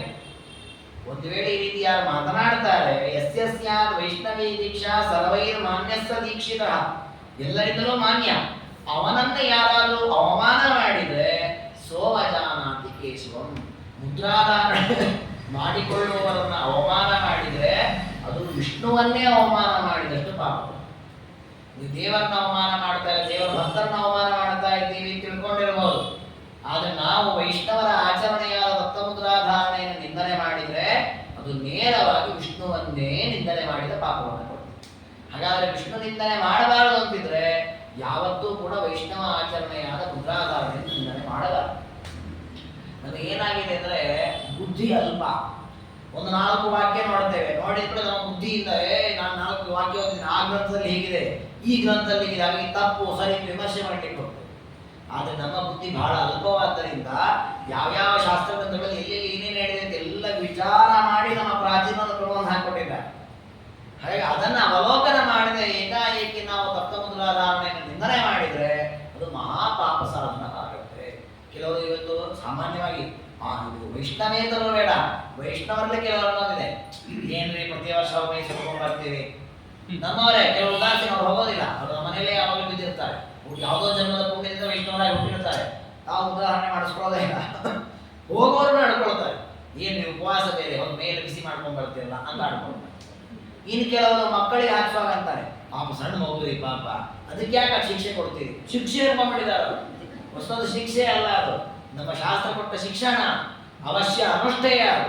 ಈ ದೇಹ ಪಾವನವಾಗುವುದೇ ಆ ಮುದ್ರೆ ಬಿದ್ದಾಗ. ಈ ದೇಹ ಯಾವತ್ತೂ ಪಾವನ ಆಗೋದೇ ಇದೆ. ಇದರಷ್ಟು ಅಪವಿತ್ರ ಇನ್ನೊಂದಿಲ್ಲ ಅಲ್ವಾ? ನಮಗೆ ಗೊತ್ತೇ, ಅನುಭವ ಬರುತ್ತೆ. ಈ ದೇಹದ ಒಂದೊಂದು ಭಾಗದಿಂದಲೂ ಒಂದೊಂದು ಅವಯವದಿಂದಲೂ ಹೊರಗೆ ಬರ್ತಾ ಇರ್ತದೆ. ನಾವು ತೊಳೆದು ಸುಂದರ ಅಂತ ತೋರಿಸ್ಕೊಳ್ತೀವಿ ಅಷ್ಟೇ, ದೇಹ ಪೂರ್ಣ ಹೊರಸೇ ಇರೋದು. ಇಂತಹ ದೇಹದಿಂದ ಇಷ್ಟು ದೊಡ್ಡ ಸಾಧನೆಗಳು ನಡಿಬೇಕು ಅಂತ ದೇಹ ಪಾವನ ಆಗಬೇಕು. ಇದು ಪಾವನ ಆಗುವುದು ಯಾವುದರಿಂದ ಅಂದರೆ ತಪ್ತಮುದ್ರಾಧಾರಣೆಗಳೇ ಪಾವನ. ಅದು ವೇದವೇ ಹೇಳಿರ್ತಕ್ಕಂಥ ಪ್ರಮೇಯ. ನನ್ನ ವಜ್ರಾಯಗುರು ಸಾರ್ವಭೌಮರು ಯುಕ್ತಿಮಲಿಕಾದಲ್ಲಿ ತಿಳಿಸಿದ್ದಾರೆ. ವೇದಗಳಲ್ಲಿ ಬರ್ತದೆ ಒಂದು ಮಾತು, ಏನು? ಪಾವಮಾನ್ಯ ಪುನಂತು ಮಾಂ. ಪವಮಾನ ಸಂಬಂಧಿ ರೂಪಗಳೇನಿವೆ ಅವು ನಮ್ಮನ್ನು ಪಾವನವನ್ನಾಗಿ ಮಾಡಲಿ. ಅಂದ್ರೆ ಏನಭಿಪ್ರಾಯ? ಶಂಖಚಕ್ರಗಳು ಏನಿದೆ ಇದನ್ನು ಬಿಸಿಯಾಗಿ ಕಾಯಿಸಿದಾಗ ಆ ಶಂಖಚಕ್ರಗಳ ಒಳಗೆ ಮುಖ್ಯ ಪ್ರಾಣ ದೇವರ ರೂಪಗಳಿರುತ್ತಾವೆ. ನೀವು ಬಿಸಿಯಾದ ಚಕ್ರವನ್ನು ಶಂಖವನ್ನು ಮೈಗೆ ಇಟ್ಟಾಗ ಏನು ಅಚ್ಚು ಮೂಡುತ್ತದೆ ಅದರ ಜಾಗದಲ್ಲಿ ಒಂದೊಂದು ರೂಪದಿಂದ ಮುಖ್ಯ ಪ್ರಾಣಗಳೊಳಗೆ ಪ್ರವೇಶ ಮಾಡ್ತಾರೆ. ಎಲ್ಲೆಲ್ಲಿ ಮೂಡಿದಲ್ಲೆಲ್ಲ ಪ್ರವೇಶ ಮಾಡಿದ್ದಾರೆ, 106 ರೂಪಗಳಿಂದ ಪ್ರವೇಶ ಮಾಡುತ್ತಾರೆ. ಪ್ರವೇಶ ಮಾಡಿ ದೇಹವನ್ನು ಪೂರ್ಣ ಶುದ್ಧವನ್ನಾಗಿ ಅದು ನಾವೇ ಇಟ್ಕೊಂಡ್ಬಿಟ್ರೆ ಯಾಕಾಗಲ್ಲ. ಅದಕ್ಕೆ ರಾಜರ ಕಾರಣ ಕೊಟ್ಟಿದ್ದಾರೆ, ಯತಿಗಳ ಒಳಗೆ ಇದ್ದು ಮಧ್ವಾಚಾರ್ಯರನ್ನು ಮುದ್ರೆ ಕೊಡೋದು ಯತಿರೂಪಿ. ಅದಕ್ಕೆ ಚೆನ್ನಾಗಿ ಹೇಳಿದ್ದಾರೆ, ಆ ದೇವತೆಗಳಿಗೆಲ್ಲ ಮಧ್ವಾಚಾರ ಮುದ್ರಾಂಕನ ಮಾಡ್ತಾರಂತೆ ಪರ್ವಕಾಲದಲ್ಲಿ. ಅದು ನಮಗೆ ಸಿಗೋದಿಲ್ಲಲ್ಲ. ಅನ್ಯತ್ರ ಪುರುಷ ಸ್ಥಿತ, ನಾವು ನಮ್ಮ ಗುರುಗಳ ಹತ್ರ ಹೋಗಿ ಮುದ್ರಾಂಕನ ಮಾಡಿಕೊಳ್ಳುವಾಗ ಆ ಪೀಠಾಧಿಪತಿಗಳೊಳಗೆ ಮಧ್ವಾಚಾರ್ಯಗಳಿಗೆ ಕೂತು ನಮಗೆ ಮುದ್ರಾಧಾರಣೆ ಮಾಡಿಸ್ತಾರೆ. ಹಾಗಾಗಿ ಅವರ ಕೈ ಒಳಗಿಂದ ಆ ಮುದ್ರೆ ಬಂದು ತಾಗಿದಾಗ 500-100 ಪವಮಾನದ ರೂಪಗಳ ಒಳಗೆ ಪ್ರವೇಶ ಮಾಡಿ ದೇಹವನ್ನು ಸಂಪೂರ್ಣವಾಗಿ ಪಾವನವನ್ನಾಗಿ ಮಾಡ್ತಾರೆ. ಎಷ್ಟು ಅಪೂರ್ವವಾದ ಚಿಂತನೆ! ಈ ದೇಹವನ್ನು ಪೂರ್ಣ ಶುದ್ಧ ಮಾಡಿಕೊಳ್ಳುವಂಥ ಅಪೂರ್ವ ಸುಯೋಗ ಇದು. ಇದನ್ನ ಮೈ ಸುಟ್ಕೊಳ್ಳೋದು ಅಂತ ಆಡ್ಕೊಂಡ್ಬಿಟ್ರೆ ಅದರಷ್ಟು ಪಾಪ ಮತ್ತೊಂದಿಲ್ಲ. ಹಾಗಾಗಿ ಹೇಳಿದ ವಿಷ್ಣುದಾಸ ಹೇಳ್ತಾರೆ, ದೇವರು ಹೇಳಿದ್ದಾನೆ, ಯಾರು ಈ ರೀತಿಯ ದೀಕ್ಷೆ ಪಡ್ಕೊಂಡಿರತಕ್ಕ ವೈಷ್ಣವರ ನಿಂದನೆಯನ್ನ ಮಾಡ್ತಾನೆ ಅವನು ಸಾಕ್ಷಾತ್ ಪರಮಾತ್ಮನನ್ನೇ ನಿಂದನೆ ಮಾಡಿ. ಅಂದ್ರೆ ಅವನಷ್ಟು ದೊಡ್ಡ ಅವೈಷ್ಣವ ಮತ್ತೊಬ್ಬ ವಿಷ್ಣು ದ್ರೋಹಿ ಅವನು. ಅಂಕಿತಂ ಶಂಖಚಕ್ರಾದಿ ವಿಷ್ಣು ದೀಕ್ಷಾನ್ವಿತಂ ನರಂ ಯೋ ನಿಂದತಿ ವಿಮೂಢಾತ್ಮ ಸದ್ವೇಷ್ಟ ವಿಷ್ಣುಮೇವೈ. ಶಂಖಚಕ್ರಾದಿಗಳಿಂದ ಅಂಕಿತನಾಗಿರತಕ್ಕಂತಹ ವೈಷ್ಣವ ದೀಕ್ಷೆಯಿಂದ ಕೂಡಿರತಕ್ಕಂತಹ ಶ್ರೇಷ್ಠನಾದ ವ್ಯಕ್ತಿಯನ್ನ ಮೂಢನಾಗಿ ಯಾರು ನಿಂದನೆ ಮಾಡಿದ್ದಾನೆ ಅವನು ವಿಷ್ಣುವನ್ನೇ ದ್ವೇಷ ಮಾಡಿದ್ದಾನೆ. ಇವತ್ತು ನಮಗೆ ಕೆಲವು ಕಾವ್ಯಗಳಲ್ಲಿ ಕೆಲವು ಗ್ರಂಥಗಳಲ್ಲಿ ಕಾಣುತ್ತದೆ. ವೈಷ್ಣವರು ಹೇಗೆ ಬಿಸಿ ಬಿಸಿ ಸುಟ್ಕೊಂಡು ಮೈಯೆಲ್ಲ ಗಾಯ ಮಾಡ್ಕೊಂಡು ಬಂದವರು ಬೆಲೆ ವ್ಯಂಗ್ಯ ಮಾಡಿದವರಿದ್ದಾರೆ ನೋಡಿ. ಅವರೆಲ್ಲ ವ್ಯಂಗ್ಯ ಮಾಡಿ ನಮ್ಮನ್ನ ಅನ್ಕೊಂಡಿದ್ದಾರೆ, ನಮ್ಮನ್ನ ವ್ಯಂಗ್ಯ ಮಾಡಿದ್ದಾರೆ, ಅವರು ದೇವರನ್ನೇ ವ್ಯಂಗ್ಯ ಮಾಡಿದ್ರು. ಅಂತಹ ಪಾಪವನ್ನು ವಿಷ್ಣುವ್ಯಾಸ ಹೇಳಿದರು. ಹಾಗಾಗಿ ಬ್ರಾಹ್ಮಣರಾದವರು ಅಥವಾ ಯಾರೇ ಆಗಲಿ ಮುದ್ರಾಧಾರಣೆ ಮಾಡಿದವರು ನಿಂದನೆಯನ್ನು ಮಾಡಬಾರದು. ಮತ್ತೆ ಇನ್ನೊಂದು ಮಾತನ್ನು ಹೇಳ್ತಾರೆ, ತಪ್ತ ಚಕ್ರಂಬುಜೇಯಸ್ಯ ವಿಪ್ರಾರೇ ಯಸ್ಯ ಕಸ್ಯವ ವಿಷ್ಣೋರೇವ ಹಿ ಸಾ ಮೂರ್ತಿಯಂ ನಾವನ್ಯೇತ ಕವಿಚಿತ್. ತಪ್ತವಾದ ಸುದರ್ಶನ ಮತ್ತೆ ಶಂಖ ಇವುಗಳನ್ನ ದೇಹದಲ್ಲಿ ಧಾರಣೆ ಮಾಡಿದರೆ ಒಂದು ರೂಪದಿಂದ ದೇವರೇ ಅವರೊಳಗೆ ಪ್ರವೇಶ ಮಾಡಿರ್ತಾನೆ. ಹಾಗಾಗಿ ವಿಷ್ಣೋರೇವ ಹಿ ಮೂರ್ತಿಸ್ಯ, ಅದು ದೇವರ ಒಂದು ಪ್ರತಿಮೆ ಇದ್ದಾಗ ಹೇಗೆ ದೇವಾಲಯದಲ್ಲಿರುವ ದೇವರ ಪ್ರತಿಮೆಯನ್ನು ನಾವು ಅವಮಾನ ಮಾಡೋದಿಲ್ವೋ ಹಾಗೆ ಆ ತಪ್ತ ಶಂಕರಾಂಕನ ಮಾಡಿಕೊಂಡವರನ್ನು ನಾವು ಅವಮಾನ ಮಾಡಬಾರದು. ಹಾಗೆ ಮಾಡಿಬಿಟ್ರೆ ಮಹಾಪಾಪಗಳು. ಅದಕ್ಕೆ ಒಂದು ಹೆಜ್ಜೆ ಮುಂದೋಗಿ ಹೇಳುತ್ತೆ ವಿಷ್ಣು ರಹಸ್ಯ. ನೀಚವರ್ಣೋಪಿಯೋ ವಿಷ್ಣು ದೀಕ್ಷಾವಾನ್ ಸಹಿ ಬಂಧು. ನೋಡಿ, ನಮ್ಮಲ್ಲಿ ಈ ಧರ್ಮಶಾಸ್ತ್ರಗಳಲ್ಲಿ ಒಂದು ವ್ಯವಸ್ಥೆ ಇದೆ. 4 ವರ್ಣಗಳು ಅಂದರೆ ಬ್ರಾಹ್ಮಣ, ಕ್ಷತ್ರಿಯ, ವೈಶ್ಯ, ಶೂದ್ರ ಅಂತ. ಇದರಲ್ಲಿ ಮೊದಲನೇ ವರ್ಣಕ್ಕಿಂತ 2ನೇ ವರ್ಣ ಕೆಳಗೆ, ಅದಕ್ಕಿಂತ ಇದು ಕೆಳಗೆ ಅಂತ ಒಂದು ವ್ಯವಸ್ಥೆ. ಈಗ ಹೇಳಿದ್ದಾರೆ ಅಂದ್ರೆ ಬ್ರಾಹ್ಮಣರು ಉಳಿದವರು ತುಳಿದ್ರು, ಬ್ರಾಹ್ಮಣ ತಾವೇ ಶ್ರೇಷ್ಠ ಅನ್ಕೊಂಡ್ರು, ಆ ರೀತಿಯಲ್ಲ. ನಮ್ಮಲ್ಲಿ ಪೋಸ್ಟ್ಗಳಿದಲ್ಲ, ಮ್ಯಾನೇಜರ್ ಮೇಲಿನ ಪೋಸ್ಟ್, ಅದ್ರ ಕೆಳಗೆ ಇವನು, ಅದ್ರ ಕೆಳಗೆ ಇವನು, ಅಂದ್ರೆ ಮ್ಯಾನೇಜರ್ ತುಳಿಲಿಕ್ಕೆ ಇದ್ದಾನೆ ಅಂತ ಅಲ್ಲ. ಆ ಸ್ಥಾನಮಾನ ಇರುವುದು ಹಾಗೆ ನಾವು ಪುಣ್ಯದ ಸಂಪರ್ಕದಿಂದಾಗಿ ಆ ಸ್ಥಾನಮಾನದ ಜಾತಿಯಲ್ಲಿ ಹುಟ್ಟುವಂತ. ಹಾಗಂತ ಅಷ್ಟಕ್ಕೆ ನಮ್ಮ ಸೀಮಿತ ಇಲ್ಲ. ಇದಕ್ಕೆ ಆಚಾರ ವ್ಯವಸ್ಥೆ ಹೇಳಿದ್ದಾರೆ. ನಮ್ಮ ಸ್ವರೂಪಕ್ಕನುಗುಣವಾಗಿ ಎಲ್ಲರೂ ಎಲ್ಲಾ ಜಾತಿಯಲ್ಲಿ ಹುಡ್ತಾರೆ. ಈ ಬ್ರಾಹ್ಮಣನಾಗಿ ಹುಟ್ಟಿದವನು ಪಾಪಕರ್ಮದ ಫಲವಾಗಿ, ಇನ್ಯಾವುದೋ ಕರ್ಮದ ಫಲವಾಗಿ ಶೂದ್ರನಾಗಿ ಹುಟ್ಟಬಹುದು, ಶೂದ್ರನಾಗಿ ಹುಟ್ಟಿದವನು ವೈಶ್ಯನಾಗಿ ಹುಟ್ಟಬಹುದು, ಅವನು ಕ್ಷತ್ರಿಯನಾಗಿ ಯಾರು ಯಾವುದಾಗೂ ಹುಟ್ಟಬಹುದು. ಹಾಗಾಗಿ ತನ್ಮೂಲಕವಾಗಿ ಜಾತಿ ಇದು ಶ್ರೇಷ್ಠ ಅಂತಿದ್ದಾರೆ ಅಂತೇಳಿ ನೀವು ಜಾತಿ ನಿಂದನೆ ಮಾಡಿದ್ರಿ ಅನ್ನೋದೆಲ್ಲ ಮೂರ್ಖತನ. ಆದರೆ ಧರ್ಮಶಾಸ್ತ್ರಗಳ ವ್ಯವಸ್ಥೆ ಹೇಗಿದೆ ಅಂದರೆ ತಂದೆ ತಾಯಿಗಳು ಯಾವ ಜಾತಿ ಇದ್ದಾರೆ ಅದರ ಅನುಗುಣವಾಗಿ ಮಕ್ಕಳಿಗೆ ಜಾತಿ ಬರುತ್ತೆ. ಇವತ್ತು ಲೋಕದಲ್ಲಿರೋ ವ್ಯವಸ್ಥೆ ಅದೇ. ಬ್ರಾಹ್ಮಣರು ಅಂತ ಹೇಳೋದಿಲ್ಲ, ನಾವು ಯಾರನ್ನ ಅವ್ನು ಸಂಧ್ಯಾವಂದನೆ ಮಾಡ್ತಾನೋ ಬಿಡ್ತಾನೋ, ತಂದೆ ತಾಯಿ ಬ್ರಾಹ್ಮಣ, ಅವ್ರ ಮಕ್ಕಳು ಇವನು ಬ್ರಾಹ್ಮಣ ಅಂತ ಹೇಳ್ಕೊಂಡು ಹೋಗೋ ಕ್ರಮ ಇದೆ. ಈ ರೀತಿಯ ಒಂದು ಜಾತಿ ವ್ಯವಸ್ಥೆಯನ್ನು ಹೇಳುವಾಗ ಧರ್ಮಶಾಸ್ತ್ರಗಳಲ್ಲಿ ಏನ್ ಮಾಡಿದ್ದಾರೆ ಅಂದ್ರೆ ಬ್ರಾಹ್ಮಣ ಒಂದು ಉಚ್ಚ ಜಾತಿ, ಆ ನಂತರ ಒಂದೊಂದು ಜಾತಿಯನ್ನು ಹೇಳ್ತಾ ಬಂದಿದ್ದಾರೆ. ಆ ರೀತಿಯಲ್ಲಿ ಶೂದ್ರ ಜಾತಿ, ನೀಚ ಜಾತಿ. ಅದರಲ್ಲಿ ನೀಚ ಅಂತ ಅರ್ಥ ಏನು? ಸಾಮಾನ್ಯ ಜನ ಏನ್ ಮಾಡಿದ, ನೀಚ ಅಂತ ಕೆಳಗಿನದ್ದು, ಹೇಯ ಅಂತ ಹೇಳಿದ್ದಲ್ಲ. ದೇವರ ದೇಹದಲ್ಲಿ ಮುಖದಿಂದ ಬಂದದ್ದು ಬ್ರಾಹ್ಮಣ ಜಾತಿ, ದೇವರ ದೇಹದ ಕೈಯಿಂದ ಬಂದದ್ದು ಬಾಹುಭ್ಯಾಂ, ಕೈಗಳಿಂದ ಬಂದದ್ದು ಕ್ಷತ್ರಿಯ ಜಾತಿ, ತೊಡೆಯಿಂದ ಬಂದದ್ದು ವೈಶ್ಯ ಜಾತಿ, ಪಾದದಿಂದ ಬಂದದ್ದು ಶೂದ್ರ ಜಾತಿ. ಆ ಕಾರಣಕ್ಕೆ ಅದನ್ನು ನೀಚ ಅಂದ್ರೆ ಪರಮಾತ್ಮನ ಪಾದದ ನೀಚ, ದೇವರ ಪಾದನ ನೀಚ ಅಂತ ಬೈದದ್ದಾದ್ರು ಕೆಳಭಾಗ ಅಂತ. ಹಾಗಾದ್ರೆ ಆ ಭಾಗದಿಂದ ಬಂದದಕ್ಕೆ ಅದನ್ನು ನೀಚ ಜಾತಿ ಅಂತ ಕರೆದರು.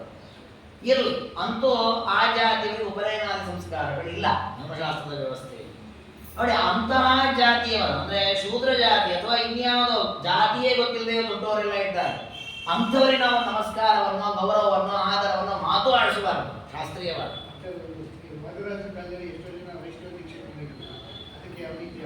ಅದರ ಮುಂದೆ ಹೇಳ್ತಾರೆ, ಎಲ್ಲ ಹೇಳ್ತಾರೆ ನೋಡಿ. ಹಾಗಾಗಿ ಅಂಥವ್ರಿಗೆ ನಾವು ವ್ಯವಹಾರವೇ ಮಾಡಬಾರದು ಅಂತಿದೆ.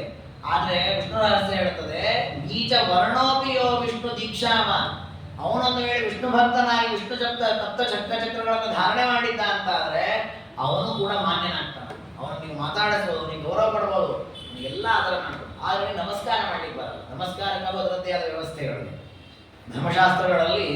ಬ್ರಾಹ್ಮಣನಾದವರು ಬ್ರಾಹ್ಮಣರಿಗೆ ಮಾತ್ರ ನಮಸ್ಕಾರ ಮಾಡಬೇಕು ಅಂತ, ಅವನಿಗೆ ಕ್ಷತ್ರಿಯರಿಗೆ ನಮಸ್ಕಾರ ಮಾಡುವ ಕ್ರಮ ಇಲ್ಲ. ಹಾಗಿದ್ದಾಗ ಒಬ್ಬ ಬ್ರಾಹ್ಮಣ ಶೂದ್ರ ಯಾರೋ ತಪ್ತ ಮುದ್ರಾಂಕನ ಮಾಡ್ಕೊಂಡಿದ್ದಾನೆ, ಅವನಿಗೆ ಅವಶ್ಯವಾಗಿ ನಗಬಹುದು, ಮಾತನಾಡಿಸ್ಬೋದು, ಕೂಡಿಸ್ಬೋದು, ಅವನಿಗೆ ಎಲ್ಲ ರೀತಿಯ ವೈಭವಗಳನ್ನು ಮಾಡಿಕೊಡೋದು. ವಿನಾ ಪ್ರಣಾಮ ಮಾನ್ಯಸ್ಥ ರಾಮಕೃಷ್ಣಾದಿ ರಾಮ. ಎಷ್ಟು ಅಪೂರ್ವವಾದ ಪ್ರಮೇಯ ಇದು ಅಂತಂದ್ರೆ ಮಧ್ವಾಚಾರ್ಯರು ತಮ್ಮ ಸಿದ್ಧಾಂತದಲ್ಲಿ ಈ ಮಾತನ್ನು ಹೇಳಿದ್ದಾರೆ. ಮಹಾಭಾರತದ ಅಂತರ್ಗಣದಲ್ಲಿ ಆಚಾರ್ಯ ಹೇಳ್ತಾರೆ, ಧರ್ಮಶಾಸ್ತ್ರಗಳ ಸೂಕ್ಷ್ಮವನ್ನು ಹೇಳುವಾಗ ಇದೇ ಮಾತನ್ನು ಹೇಳಿದ್ದಾರೆ ಆಚಾರ್ಯ. ಪರಮಾತ್ಮನ ಭಕ್ತರಾಗಿದ್ರು ಅಂತಾದ್ರೆ ಅವ್ರು ಯಾವ ಜಾತಿಯಲ್ಲೇ ಇರಲಿ ಪ್ರಣಾಮವನ್ನು ಮಾಡಬಾರದು. ಇದು ಬಿಟ್ಟು ಎಲ್ಲ ಗೌರವವನ್ನು ಅವರಿಗೆ ಸಲ್ಲಿಸಿ. ನೋಡಿ, ಅಂದ್ರೆ ತಾತ್ಪರ್ಯ ಆ ವಿಷ್ಣುವಿನ ಸಂಬಂಧದಿಂದ ನಮಗೆ ಸ್ಥಾನಮಾನ ಗೌರವಗಳೇ ವಿನಃ ಅದು ಬಿಟ್ಟು ನಮಗೆ ಯಾವ ಸ್ಥಾನಮಾನವೂ ಇಲ್ಲ, ಯಾವ ಗೌರವಗಳು. ಹಾಗಾದ್ರೆ ನೋಡಿ, ಬ್ರಾಹ್ಮಣಾದಿಗಳಾಗಿ ಹುಟ್ಟಿ ಶಂಖಚಕ್ರಾದಿಗಳಿಲ್ಲ ಅಂತಾದ್ರೆ ಉಚ್ಚವರ್ಣೋಪಿಯೋ ವಿಪ್ರೋ ವೇದ ವೇದಾಂಗಪಾಲಕ ಸದಾಚಾರ ರಥೋಪಿ ಸ್ಯಾತ್ ವಿಷ್ಣು ದೀಕ್ಷಾ ವಿವರ್ಜಿತ ಸಚೋರವ ಬಹಿಷ್ಕಾರ. ವೇದ ವೇದಾಂತ ಕಲಿತಿದ್ದಾನೆ, ಬ್ರಾಹ್ಮಣ ಜಾತಿಯಲ್ಲಿ ಹುಟ್ಟಿದ್ದಾನೆ, ಚೆನ್ನಾಗಿ ವಿದ್ಯಾವಂತ, ಪಂಡಿತ, ಒಳ್ಳೆಯ ವಾಗ್ಮಿ ಎಲ್ಲ ಇದೆ. ದೇವರಲ್ಲಿ ಭಕ್ತಿ ಇಲ್ಲ, ತಪ್ತಮುದ್ರಾದಿ ಧಾರಣೆ ಇಲ್ಲ, ಅವನು ಹೊರಗಾಕಿ ಅಂತ ಹೇಳಿದ್ರು. ಅವನು ಮರ್ಯಾದೆ ಕೊಡಬೇಡಿ ಅವನಿಗೆ. ಅವನು ಬಂದಾಗ ಎದ್ದು ನಿಲ್ಲೋದು ಬೇಡ, ಅವನಿಗೆ ಯಾವ ಮಾನ್ಯತೆಯೂ ಇಲ್ಲ. ಅವನಿಗೆ ಅಂದ್ರೆ ಬ್ರಹ್ಮದೇವರು ಪರಮಾತ್ಮ ಹೇಗೆ ಉಪದೇಶ ಮಾಡುವ ಆಶೆ ಏನು ಅಂದ್ರೆ ವಿಷ್ಣು ದೀಕ್ಷೆ ಇದ್ದವರಿಗೆ ಮಾತ್ರ ಲೋಕದಲ್ಲಿ ಮಾನ್ಯತೆ ಇದ್ರೆ ಮಾನ್ಯತೆ ಇಲ್ಲ. ಅದು ನಮ್ಮಲ್ಲಿ ಹಾಗೆ ಅಲ್ವಾ? ನಮ್ಮಲ್ಲಿ ಎಲ್ಲ ಪಾಂಡಿತ್ಯ ಎಲ್ಲ ಇದೆ. ನಾವು ನಮ್ಮ ಮೇಲಿನ ಅಧಿಕಾರಿಗಳು, ನಮ್ಮ ಹಿರಿಯ ಅಧಿಕಾರಿಗಳು, ನಮ್ಮ ರಾಜ್ಯದ ಅಧಿಕಾರಿಗಳು, ಆಡಳಿತಗಳು ಯಾವಾಗಲೂ ಬೈತೇನೆ ನಾನು. ನನ್ನ ಸುಮ್ಮನೆ ಬಿಡ್ತಾರ? ಪಂಡಿತರ ಆಚಾರ ಅವ್ರೇನಾದ್ರೂ ನಡೆಯುತ್ತೆ ಸುಮ್ಮನೆ ಇರ್ತಾರೆ? ಇಲ್ಲ. ನಾನು ಎಷ್ಟೇ ಪಂಡಿತನಾಗಿರ್ಬೋದು, ಪಾಮರನಾಗಿರ್ಬೋದು, ನಮ್ಮ ಮೇಲಿನ ಅಧಿಕಾರಿಗಳು ನಾವು ಅಂತ ಏನು ಅನ್ನಬಾರದು, ಕೃತಜ್ಞನಾಗಿರ್ಬೇಕು. ಅವ್ರು ತಪ್ಪು ಮಾಡಿದ್ರೆ ಏನು ಅನ್ನಬಾರದು, ಅವರ ಉಪಕಾರ ಮಾಡದೇ ಇದ್ರೂ ನಾವೇನು ಅನ್ನಬಾರದು. ಅಂಥದ್ದು ಪರಮಾತ್ಮ ನಿರಂತರ ನಾವು ಉಪಕಾರಿಯಾಗಿದ್ದಾನೆ. ಅವನು ಮಾಡಿದಷ್ಟು ಉಪಕಾರವನ್ನು ಯಾರೂ ಮಾಡಲಾರದು, ಮತ್ತೆ ಅವನು ಯಾವತ್ತೂ ನಮಗೆ ಅಪಕಾರವನ್ನು ಮಾಡಿಲ್ಲ. ಅಂತಹ ಪರಮಾತ್ಮನ ದೀಕ್ಷೆಯನ್ನು ತ್ಯಾಜ್ಯ ಮಾಡಿ, ತಿರಸ್ಕಾರ ಮಾಡಿ, ನಿಂದನೆ ಮಾಡಿ ಹಾಗೆ ಬದುಕ್ತೇವೆ ನಾವು. ಎಂಥ ಪಾಪಿಗಳು. ಅದಕ್ಕೆ ವಿಷ್ಣು ರಹಸ್ಯ ಹೇಳುತ್ತದೆ, ಒಳ್ಳೆಯ ಆಚಾರ ಇರಲಿ, ಒಳ್ಳೆಯ ವೇದ ವೇದಾಂತಾದಿ ಪಾಂಡಿತ್ಯ ಇರಲಿ, ವೈಷ್ಣವ ದೀಕ್ಷೆ ಇಲ್ಲ ಅಂತಂದ್ರೆ ಅಂಥವ್ರಿಗೆ ಯಾವ ಗೌರವ ಕೊಡೋದು ಬೇಡ. ಸಚೋರವ ಬಹಿಷ್ಕಾರ್ಯ ತಸ್ಮೈ ದತ್ತಂಚ ನಿಷ್ಫಲಂ. ನಾರಾಯಣ ಪಂಡಿತಾಚಾರ್ಯರು ಅಂತ ಹೇಳ್ತಾರೆ, ಇನ್ನು ಸ್ಪಷ್ಟತೆ ಇಲ್ಲ. ಅವರೊಂದು ಕೃತಿ ಇದೆ, ಮಧ್ವಾಮೃತ ಮಹಾನಾಮ ಅಂತ. ಅದರಲ್ಲಿ ಇದೇ ರೀತಿಯ ಮಾತುಗಳು. ಯಾರು ವಿಷ್ಣು ದ್ವೇಷವನ್ನ ಮಾಡುತ್ತಾರೆ ಅಂಥವರಿಗೆ ನೀವು ದಾನವನ್ನ ಮಾಡಿದ್ರೆ ನಿಷ್ಫಲವಾಗತ್ತೆ ಅಂತ. ಅದು ಸುಮ್ಮನೆ ಹೇಳಿದ್ದಲ್ಲ ನೋಡಿ, ವಿಷ್ಣು ರಹಸ್ಯ ಅದನ್ನ ಹೇಳಿ ತಸ್ಮೈ ದತ್ತ ಅಂತ. ನಾವೇನೋ ದಾನ ಧರ್ಮ ಮಾಡಬೇಕು ಅಂತ ಕೊಡ್ತೇವೆ, ವಿಷ್ಣು ಭಕ್ತಿ ಇಲ್ಲದೆ ಇದ್ದವರಿಗೆ, ವೈಷ್ಣವರೇ ಇಲ್ಲದೆ ಇದ್ದವರಿಗೆ ನೀವು ದಾನಾದಿಗಳನ್ನ ಮಾಡಿಬಿಟ್ರೆ ಅದರಿಂದ ಯಾವ ಫಲವೂ ಬರೋದಿಲ್ಲ. ಪಾತ್ರಮ್ಮಿ ಪರಮಂ ಪ್ರೋಕ್ತಂ ಹವ್ಯ ಕವ್ಯಾದಿ ತಸ್ಸನ ಯಸ್ಯ ಸ್ಯಾದ್ ವೈಷ್ಣವೀ ದೀಕ್ಷಾ ದತ್ತಂ ಭವತಿ ಚಾಕ್ಷಯಂ. ಹಾಗಾಗಿ ನಿಜವಾಗಿ ಸತ್ಪಾತ್ರ ಅಂದ್ರೆ ಯಾರು? ಯಾರಿಗೆ ದಾನ ಮಾಡಬೇಕು ಅಂದ್ರೆ ಯಾರಲ್ಲಿ ವೈಷ್ಣವ ದೀಕ್ಷೆ ಚೆನ್ನಾಗಿದೆ, ಯಾರು ಚೆನ್ನಾಗಿ ದತ್ತಪುತ್ರಾಧಾರಣೆಯನ್ನ ಯಾವಾಗ ಮಾಡಿಸಿಕೊಳ್ಬೇಕು ಆಗ ಮಾಡಿಸಿಕೊಳ್ಳುತ್ತಾನೆ, ಅವನಿಗೆ ನಾವು ಮಾಡುವ ದಾನ ಅಕ್ಷಯವಾದ ಫಲವನ್ನು.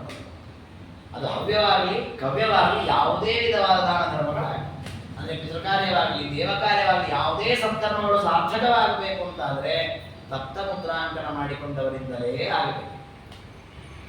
ಅದಕ್ಕೆ ಕೊನೆಗೊಂದು ಮಾತನ್ನು ಹೇಳುತ್ತದೆ, ಚಂಡಾಲ ಅವನ ಊರಿಂದ ಹೊರಗಿಟ್ಟಿರ್ತಾರೆ, ಅಂಥವನು ಕೂಡ ದತ್ತ ಚಕ್ರಾಂಕಿತೋ ಯಸ್ಯ ಸಚಂಡಾಲೋ ಬರೋಬಬೇಕು, ಅವನು ಉತ್ತಮನಾಗಿರ್ತಾನೆ. ಇದನ್ನೇ ಭಾಗವತಾದಿಗಳಲ್ಲೂ ಹೇಳಿದ್ದಾರೆ. ದೇವರ ನಾಮಸ್ಮರಣೆ ಹೇಳುವಾಗ ಸ್ತ್ರೀ ಶೂದ್ರ ಹೂರ್ಣ ಪುಂಕಸ ಒಂದಿಷ್ಟು ಹೇಳ್ತಾರೆ. ಯಾವ ವ್ಯಕ್ತಿಗಳು ಕೂಡ ಲೋಕದಲ್ಲಿ ಬಹಿಷ್ಕಾರ್ಯರಾಗಿ ಹೇಯರಾಗಿ ನಿಂದಿತರಾದಂಥವರು, ಅಂಥವರು ಕೂಡ ಪರಮಾತ್ಮ ನಾಮಸ್ಮರಣೆ ಮಾಡಿದ ಉತ್ತಮ ಸ್ಥಾನವನ್ನು ಪಡಿತಾರೆ. ಹಾಗೆ ವಿಷ್ಣು ರಹಸ್ಯ ಹೇಳುತ್ತೆ, ತಪ್ತ ಮುದ್ರಾಂಕನ ಮಾಡ್ಕೊಂಡಿದ್ದ ಅಂತಾದ್ರೆ ಅವನು ಎಂಥವನೇ ಆಗಲಿ ಅವನು ಉತ್ತಮ ವ್ಯಕ್ತಿ ಆಗ್ತಾನೆ. ಹಾಗಿರುವಾಗ ನಾವೆಲ್ಲ ಒಳ್ಳೊಳ್ಳೆ ಜಾತಿ ಸ್ಥಾನಮಾನಗಳಲ್ಲಿ ಇರ್ತಕ್ಕಂಥವರೇ ಮಾಡ್ಕೊಂಡ್ಬಿಟ್ವಿ ಅಂತಾದ್ರೆ ಮತ್ತೆ ಕೇಳೋದೇನಿದೆ? ಅದು ಇನ್ನಷ್ಟು ಉತ್ತಮವಾದ ಫಲವನ್ನು ಕೊಡ್ತದೆ.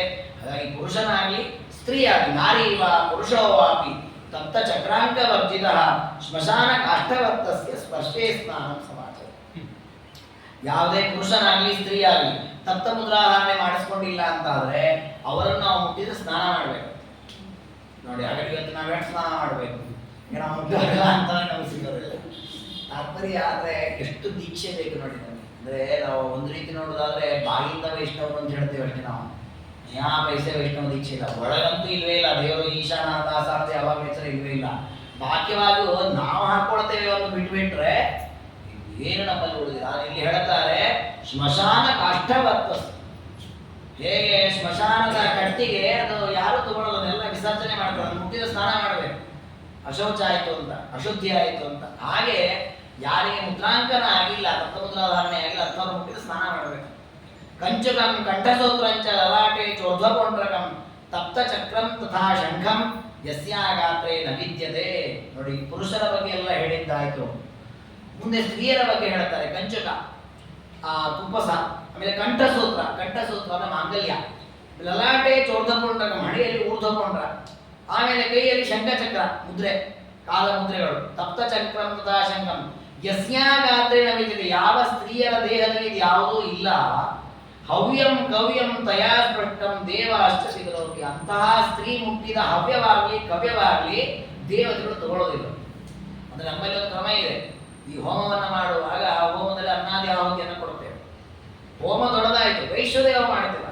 ವೈಷ್ಣವ ಮಾಡೋ ಅನ್ನದಿಂದ ಆಹುತಿಯನ್ನು ಕೊಡ್ತೇವೆ. ಈ ಅನ್ನದಿಂದ ಆಹುತಿ ಕೊಡುವಾಗ ಅನ್ನ ಮಾಡಿದ್ಯಾರು ಅದನ್ನ ನಮ್ಮ ಹೆಂಡತಿ ಮಾಡಿರ್ತಾರೆ ನೋಡಿ. ಅವಳು ಮಾಡಿದ ಅನ್ನವನ್ನು ದೇವತೆಗಳು ತಗೊಳ್ಬೇಕಾದ್ರೆ ಅವಳಿಗೆ ಮುದ್ರಾಧಾರಣೆ ಆಗಿರೋದು. ಇಲ್ಲದೇ ಇದ್ರೆ ಅವಳು ಮಾಡಿಟ್ಟ ಅನ್ನವನ್ನ ದೇವತೆಗಳು ಯಾರು ಸ್ವೀಕಾರ ಮಾಡೋಲ್ಲ, ದೇವರು ಸ್ವೀಕಾರ ಮಾಡೋದು. ನಮ್ಮಲ್ಲಿ ಕೆಲವು ಪ್ರಶ್ನೆ ಮಾಡೋದಿದೆ. ನೀವು ಬೇರೆ ಅಂದ್ರೆ ವೈಷ್ಣವರಲ್ಲ, ಉದಾಹರಣೆಗೆ ಸ್ಮಾರಕದಲ್ಲಿ ಮುದ್ರಾಧಾರಣೆ ಮಾಡ್ಕೊಳ್ಳೋಕ್ರಮ ಇಲ್ಲ. ಅವನು ಮದುವೆ ಮಾಡ್ಕೊಂಡಿರ್ತಾರೆ ವೈಷ್ಣವ. ಮದುವೆ ಮಾಡ್ಕೊಂಡ್ರೆ ಆ ಹೆಂಡತಿ ಮದುವೆ ಮಾಡ್ಕೊಂಡ್ರೆ ಮಗಳಿಗೆ ಹೆಣ್ಮಗಳಿಗೆ ಮುದ್ರೆ ಹಾಕಿಸ್ತಾರೆ ಮಠಗಳಿಗೆ ಕರ್ಕೊಂಡೋಗಿ. ಇದು ತಪ್ಪಲ್ಲ. ಅವ್ರ ಮನೆಯಲ್ಲಿ ಇಲ್ಲಿರೋ ಸಂಪ್ರದಾಯ ಮಾಡ್ತೀರಿ. ಯಾಕೆ ಮಾಡೋದು ವೈಷ್ಣವರು ಈ ಕ್ರಮವನ್ನು? ಇಲ್ಲಿದೆ ಕಾರಣ. ಒಂದು ವೇಳೆ ನಾವು ಮದುವೆ ಮಾಡ್ಕೊಂಡ್ ಬಂದಿರೋ ಹುಡುಗಿನ ಮುದ್ರಾಕನ ಮಾಡಿಸ್ತಿಲ್ಲ ಅಂತಾದ್ರೆ ಅವಳು ಮಾಡಿದ ಅಡಿಗೆಯನ್ನು ದೇವರಿಗೆ ನೈವೇದ್ಯ ಮಾಡ್ಲಿಕ್ಕೆ ಬರಲ್ಲ, ಹೋಮ ಮಾಡ್ಲಿಕ್ಕೆ ಬರಲ್ಲ, ಪಿತೃಕಾರ್ಯ ಮಾಡ್ಲಿಕ್ಕೆ ಬರಲ್ಲ. ಯಾವ ದೇವತೆಯನ್ನು ಸ್ವೀಕಾರ ಮಾಡೋದಿಲ್ಲ. ಅದಕ್ಕೋಸ್ಕರವಾಗಿ ತಾನೂ ಮುದ್ರಾಂಕನ ಮಾಡ್ಕೊಳ್ಬೇಕು, ಹೆಂಡತಿಗೂ ತತ್ವ ಮುದ್ರಾಂಕನ ಮಾಡಿ. ಇವತ್ತು ನಾವು ನೋಡ್ತೇವಲ್ಲ, ಫೋಟೋಗಳಲ್ಲಿ ನೋಡ್ತೇವೆ, ವಿಡಿಯೋಗಳು ನೋಡ್ತೇವೆ, ಎದುರಿಗೂ ನೋಡ್ತೇವೆ, ಎಷ್ಟು ಮಠಗಳಲ್ಲಿ ಮುದ್ರಾಧಾರಣೆ ಆಗುತ್ತೆ, ಎಷ್ಟು ಸಂಸ್ಥೆಗಳಲ್ಲಿ ಆಗುತ್ತೆ. ಪುರುಷರು ಸ್ತ್ರೀಯರು ಎಲ್ಲರೂ ಬಂದಿರ್ತಾರೆ. ಈ ಒಂದು ಇಷ್ಟು ಪ್ರಬಲವಾಗಿ ಬಂದದ್ದು ಯಾಕೆ ಆಚರಣೆ? ನೀವು ಸುಮ್ಮನೆ ನೋಡ್ಲಿಕ್ಕೆ ಹೋದ್ರೆ ಮಠಗಳಲ್ಲಿ ಕ್ಯೂ ನಿಂತಿರುತ್ತೆ, ಸಾಲು ಸಾಲು ಸಾಲು ಸಾಲಾಗಿ. ಯಾಕೆ ನಿಂತದ್ದು? ಮುದ್ರೆ ಹಾಕಿಸ್ಕೊಂಡು ಹೋಗ್ಲಿಕ್ಕೆ. ಅದೊಂದು ಬಿಸಿ ಬಿಸಿಯಾದ ಮುದ್ರೆಯನ್ನು ಹಾಕಿಸ್ಕೊಂಡು ಹೋಗ್ಲಿಕ್ಕೆ ಇಷ್ಟು ಜನ ಯಾಕೆ ಬಂದು ನಿಲ್ತಾರೆ? ಆ ರೀತಿಯ ಭಾವನೆ ನಮ್ಮ ಜನರಲ್ಲಿ ಮೂಡಿದ್ದು ಯಾಕೆ ಅಂದ್ರೆ ಅದರಿಂದ ಇಷ್ಟು ತತ್ವಗಳಿವೆ. ಅದರಿಂದಲೇ ನಮ್ಮ ಪಾವನತ್ವ, ಅದರಿಂದಲೇ ನಮ್ಮ ನಿತ್ಯದ ಎಲ್ಲ ಆಚರಣೆಗೂ ಮಹತ್ವ. ಹಾಗಾಗಿ ವಿಷ್ಣು ರಹಸ್ಯ ಹೇಳುತ್ತದೆ, ಸ್ತ್ರೀಯರು ಕೂಡ ಅವಶ್ಯವಾಗಿ ಇದನ್ನು ಅನುಷ್ಠಾನ ಮಾಡಲೇಬೇಕು. ಪತಿತಾ ವಿಶುದ್ಧಂತೆ ತಪ್ತ ಚಕ್ರಾಧಿಧಾರಣ. ಕೆಲವೊಮ್ಮೆ ಹೇಗೆ ಪುರುಷರು ಕರ್ಮಗಳನ್ನು ಲೋಪ ಮಾಡಿಕೊಂಡು ಪಾತಿಥ್ಯವನ್ನು ಹೊಂದುತ್ತಾರೆ, ಹಾಗೆ ಸ್ತ್ರೀಯರು ಕೂಡ ಅವರ ವಿಹಿತ ಕರ್ಮಗಳಲ್ಲಿ ಲೋಪ ಮಾಡಿದಾಗ ಅವರಿಗೂ ಪಾತಿಥ್ಯ ಬರುತ್ತದೆ. ಅಂತಹ ಎಲ್ಲ ದೋಷಗಳು ಕೂಡ ತಪ್ತ ಚಕ್ರಾದಿ ಧಾರಣೆಯಿಂದ ಮಾರ್ಜನವಾಗತ್ತೆ. ಸ್ವಸ್ವ ವರ್ಣಾಶ್ರಮಾಚಾರ ಕಿಂಪುನ ಬ್ರಾಹ್ಮಣ ಹೀಗೆ ಯಕ್ಕುರಿಯ ವೈಷ್ಣವಂ ಚಿನ್ನಂ ತಪ್ತ ಚಕ್ರಾದಿ ಧಾರಣ ತದೀಯೋಸ್ಮೀತಿಯೋ ನಿತ್ಯಂ ಭಾವಯನ್ ಮನಸಾಭಿವ. ಹಾಗಾದ್ರೆ ಏನಾಯ್ತು? ಒಟ್ಟು ತಾತ್ಪರ್ಯ ದೇವರಿಗೆ ಇಷ್ಟನ್ನು ಹೇಳಿ ಪ್ರತಿಯೊಬ್ಬನು ಕೂಡ ಅವಶ್ಯವಾಗಿ ಮಾಡಬೇಕಾದ್ದೇನು ಅಂದ್ರೆ ವೈಷ್ಣವ ಚಿಹ್ನೆಯನ್ನು ಧಾರಣೆ ಮಾಡಬೇಕು. ಮನಸ್ಸಿನಲ್ಲಿ ನಾನು ಪರಮಾತ್ಮನ ಸಂಬಂಧಿ, ಪರಮಾತ್ಮನ ದಾಸ ಅನ್ನೋ ಭಾವನೆಯನ್ನು ಹೊಂದಬೇಕು. ಜೊತೆಗೆ ಇನ್ನೊಂದು ದೇವರೊಂದು ದೃಷ್ಟಾಂತ ಕೊಡ್ತಾನೆ. ನಾವು ಸಾಮಾನ್ಯ ಒಬ್ಬನನ್ನ ಆತ್ಮೀಯ ಮಿತ್ರ ಅಂತ ಗುರುತಿಸೋದು ಹೇಗೆ ಅಂದ್ರೆ, ಆ ಮಿತ್ರನಾದವನು ನನ್ನ ಹಿತೈಷಿಯಾಗಿರ್ತಾನೆ, ನನ್ನ ಮೇಲೆ ಪ್ರೀತಿ ಇಟ್ಕೊಳ್ಳೋನಾಗಿರ್ತಾನೆ, ನನ್ನ ದ್ವೇಷ ಮಾಡುವ ಜೊತೆ ಯಾವತ್ತೂ ಸೇರೋದಿಲ್ಲ. ಹಾಗೆ ರಿಪುರ್ ಮಿತ್ರಾಯತೆ ತಸ್ಮೈ ಕಥಂ ವಿಷ್ಣು ಪ್ರಸಿದ್ಧ. ದೇವರ ಚಿಹ್ನೆಯನ್ನ ಧಾರಣೆ ಮಾಡದೆ ದೇವರ ಚಿಹ್ನೆ ಧಾರಣೆಯನ್ನು ನಿಂದನೆ ಮಾಡ್ತಾ ಇರೋನು ಅಂತಾಗಿ ಬಿಟ್ರೆ ಅವನು ದೇವರಿಗೆ ಮಿತ್ರ ಮಾಡ್ತಾನ? ಇಲ್ಲ. ಹೇಗೆ ನನ್ನನ್ನು ಆಡಿಕೊಳ್ಳುವವನು ನನ್ನ ದ್ವೇಷಿ ಆಗ್ತಾನೆ, ಹಾಗೆ ದೇವರನ್ನ ಆಡ್ಕೊಂಡದ್ದು, ದೇವರ ಚಿಹ್ನೆಯನ್ನು ಆಡ್ಕೊಳ್ಳೋದು ದೇವರನ್ನ ಆಡ್ಕೊಂಡದ್ದು. ಹಾಗಾದ್ರೆ ಅವನು ದೇವರ ಮಿತ್ರನಾಗಲಿಕ್ಕೆ ಸಾಧ್ಯ ಇಲ್ಲ, ವಿಷ್ಣು ದ್ವೇಷಿ ಆಗ್ತಾನೆ. ಹಾಗೆ ಅಂಥವರ ಸಹವಾಸವನ್ನು ಮಾಡಬಾರದು ಅಂತ ವಿಷ್ಣು ರಹಸ್ಯ ಹೇಳ್ತದೆ. ಕೊನೆಗೆ ಹೇಳ್ತದೆ, ತನ್ನ ಮಂತ್ರ ಜಾಪಕೋ ಯಸ್ಯ ತನ್ನಾಮ್ನಾಂಚಾಪಿ ಕೀರ್ತಕ ಕಥಂ ಸನ ಭವೇನ್ ಮೂರ್ತಿ ಸರ್ವದೇವ ಪತಿರ್ಹರಿ. ನೋಡಿ, ವೈಷ್ಣವ ದೀಕ್ಷೆ ಒಳಗೆ ದೇವರ ದಾಸ ನಾನು, ದೇವರು ಈಶ ಅನ್ನೋ ಭಾವನೆ, ಮೇಲೆ ದೇಹಕ್ಕೆ ತಪ್ತಮುದ್ರಾದಿ ಧಾರಣೆ, ಇದನ್ನು ಮಾಡಿಕೊಂಡು ಪರಮಾತ್ಮನ ಮಂತ್ರಗಳನ್ನು ಜಪ ಮಾಡಿದರೆ, ಪರಮಾತ್ಮನ ನಾಮಸ್ಮರಣೆ, ಹಾಡುಗಳನ್ನು ಹಾಡುವುದು, ಸ್ತೋತ್ರ ಪಾರಾಯಣ ಇದನ್ನೆಲ್ಲ ಮಾಡಿದರೆ ಅದರಿಂದ ದಿನೇ ದಿನೇ ದಿನೇ ಅವರ ದೇಹವೇ ದೇವರ ಮೂರ್ತಿಯಾಗ್ತದೆ. ನಾವು ನಾರಾಯಣ ವರ್ಮದಲ್ಲಿ ಕೇಳ್ತೇವೆ, ಒಬ್ಬ ಬ್ರಾಹ್ಮಣ ತಾನು ಈ ನಾರಾಯಣ ವರ್ಮದಲ್ಲಿ ಹೇಳಿದಂತೆ ನನ್ನ ದೇಹದಲ್ಲಿ ಎಲ್ಲೆಲ್ಲಿ ಪರಮಾತ್ಮ ಇದ್ದಾನೆ, ಎಷ್ಟು ರೂಪದಿಂದ ರಕ್ಷಣೆ ಮಾಡ್ತಾ ಇದ್ದಾನೆ ಎಂದು ಚಿಂತನೆ ಮಾಡ್ತಾ ದೇವರು ಈಶ ನಾನು ದಾಸ ಅನ್ನೋ ಭಾವನೆಯಲ್ಲಿ ದೇವರ ಆ ಕವಚವನ್ನು ತೊಡ್ಕೊಂಡಿದ್ದಂತೆ ಅದರ ಪ್ರಭಾವದಿಂದ ಏನಾಯಿತು ಅಂತಂದ್ರೆ ಅವನ ದೇಹ ಪೂರ್ಣ ದೇವರ ಮೂರ್ತಿಯಾಗಿದೆ. ಹಾಗಾಗಿ ಅವನ ದೇಹವನ್ನ ಬಿಟ್ಟು ಜೀವ ಹೋಗಿಬಿಟ್ಟಿದೆ, ಅವನ ಅಸ್ಥಿ ಬಿದ್ದಿತ್ತಂತೆ ಕೆಳಗೆ, ಅದರ ಮೇಲೆ ಗಂಧರ್ವನ ವಿಮಾನ ಹೋಗ್ಲಿಕ್ಕೆ ಕೆಳಗೆ ಬಿದ್ಬಿಟ್ಟಂತೆ ಗಂಧರ್ವ. ಅದಕ್ಕೆ ನಾ ಮೃತಸ್ಯ ಅಸ್ಥಿ ವಿಕಲ್ಪನ. ಆ ಬ್ರಾಹ್ಮಣ ಮಾಡಿರ್ತಕ್ಕ ದೇವರ ಚಿಂತನೆಯ ಪ್ರಭಾವ ಅಷ್ಟು ಶಕ್ತಿಯುಕ್ತವಾಗಿದೆ. ನಾರಾಯಣ ಕಥೆಯೇ ಬರ್ತದೆ. ಹಾಗಾಗಿ ತಾತ್ಪರ್ಯ, ನಾವು ನಿಂತದಲ್ಲಿ ನೋಡಿ ಕೋಟಿ ಕೋಟಿ ಜಪ ಮಾಡೋ ಸಾಮರ್ಥ್ಯ ಇಲ್ಲ. ಒಂದು 10 ಗಾಯತ್ರಿಯೋ 10 ನಾರಾಯಣ ಕೃಷ್ಣ ಮಂತ್ರ ಯಾವುದೋ ಒಂದು ಜಪ ಮಾಡ್ತೇವೆ. ಇಡೀ ಸರ್ವಮೂಲ ಗ್ರಂಥ ಎಲ್ಲಾ ವೇದಗಳು ಪಾರಾಯಣ ಮಾಡದೇ ಇರೋರು ಒಂದು ಯಾವುದೋ ವಿಷ್ಣು ಸೂಕ್ತೋ ಪುರುಷ ಸೂಕ್ತೋ ಪಾರಾಯಣ ಮಾಡ್ತೇವೆ, ಲಕ್ಷ್ಮೀ ಶೋಭಾನೆ ಮತ್ತು ನಾವು ಏನೋ ಪಾರಾಯಣ ಮಾಡ್ತೇವಲ್ಲ, ಆ ಪಾರಾಯಣ ಮಾಡಿದ್ದರ ಫಲ ಅದು ಬರಬೇಕಲ್ಲ. ಅದು ಬರಬೇಕು ಅಂದರೆ ಇದೆರಡೂ ಬೇಕು. ಬಾಹ್ಯವಾದ ತತ್ವಮುದ್ರಾದಿ ಧಾರಣೆ ಬೇಕು, ಅಂತರಂಗದಲ್ಲಿ ದೇವರು ಈಶನ ದಾಸ ಅನ್ನೋ ಭಾವನೆ ಬೇಕು. ಅದಿದ್ದಾಗ ಎಲ್ಲ ಕರ್ಮಗಳಿಗೆ ಉತ್ತಮ ಫಲ. ಕಥಂನಸ್ಯಾಚ ಸಂತೋಷೋ ವಿಷ್ಣು ದೇವರಂತಾನೆ ಇಷ್ಟು ಮಾಡ್ತಾ ಇದ್ದ ವ್ಯಕ್ತಿ ಅಂತಾದ್ರೆ ನೀವು ಅವನಿಗೆ ಹೋಗಿ ಪೂಜೆ ಮಾಡಿ ಸಾಕು, ನನ್ನ ಪೂಜೆ ಪ್ರತ್ಯೇಕ ಮಾಡಬೇಡಿ, ಅವನಿಗೆ ಮಾಡಿದ್ರೆ ಸಾಕು, ನನ್ನ ಪೂಜೆಯೇ ಆಗುತ್ತೆ.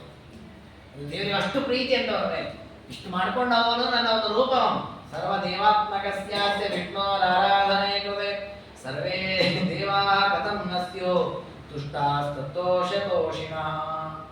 ನೋಡಿ, ಆ ಪರಮಾತ್ಮನಲ್ಲಿ ಅಚಲವಾದ ಭಕ್ತಿ ಪ್ರೀತಿಯನ್ನು ಹೊಂದಿರತಕ್ಕ ವಿಷ್ಣು ಭಕ್ತ, ವೈಷ್ಣವ ದೀಕ್ಷೆ ಹೊಂದಿದವನಿಗೆ ಆರಾಧನೆ ಮಾಡಿದರೆ ವಿಷ್ಣುವಿನ ಆರಾಧನೆ ಮಾಡಿದಂತೆ.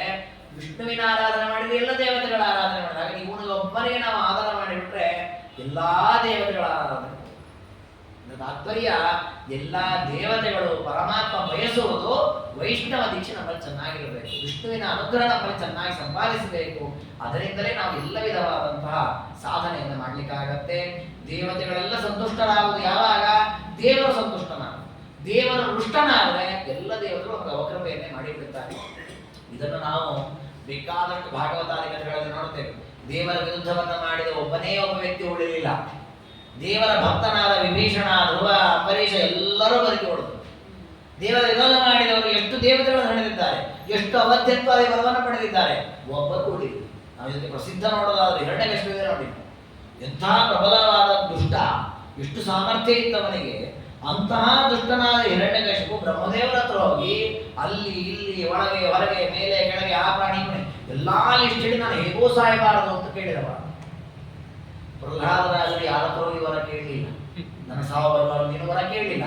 ಆಶ್ಚರ್ಯ ಆದರೆ ಹಿರಣ್ಯಕಶಿಪು ಅಷ್ಟು ಬ್ರಹ್ಮದೇವರ ಹತ್ರ, ಸಾಮಾನ್ಯರಲ್ಲ ಬ್ರಹ್ಮದೇವರ ಹತ್ರ ಹೊರ ತೆಗೆದುಕೊಂಡು 12-13 ವರ್ಷದಲ್ಲಿ ಸತ್ತೋಗ್ಬಿಟ್ಟು ಅವನ ರಾಜ್ಯವಾದ ಅಷ್ಟೇ. ಯಾಕೆಂದ್ರೆ ಅವನು ತಪಸ್ಸೆ ಮುಗಿಸಿರುವಾಗ ಪ್ರಹ್ಲಾದರಾಜರ ಅವತಾರ ಮಾಡಿ ಆಗಿದೆ.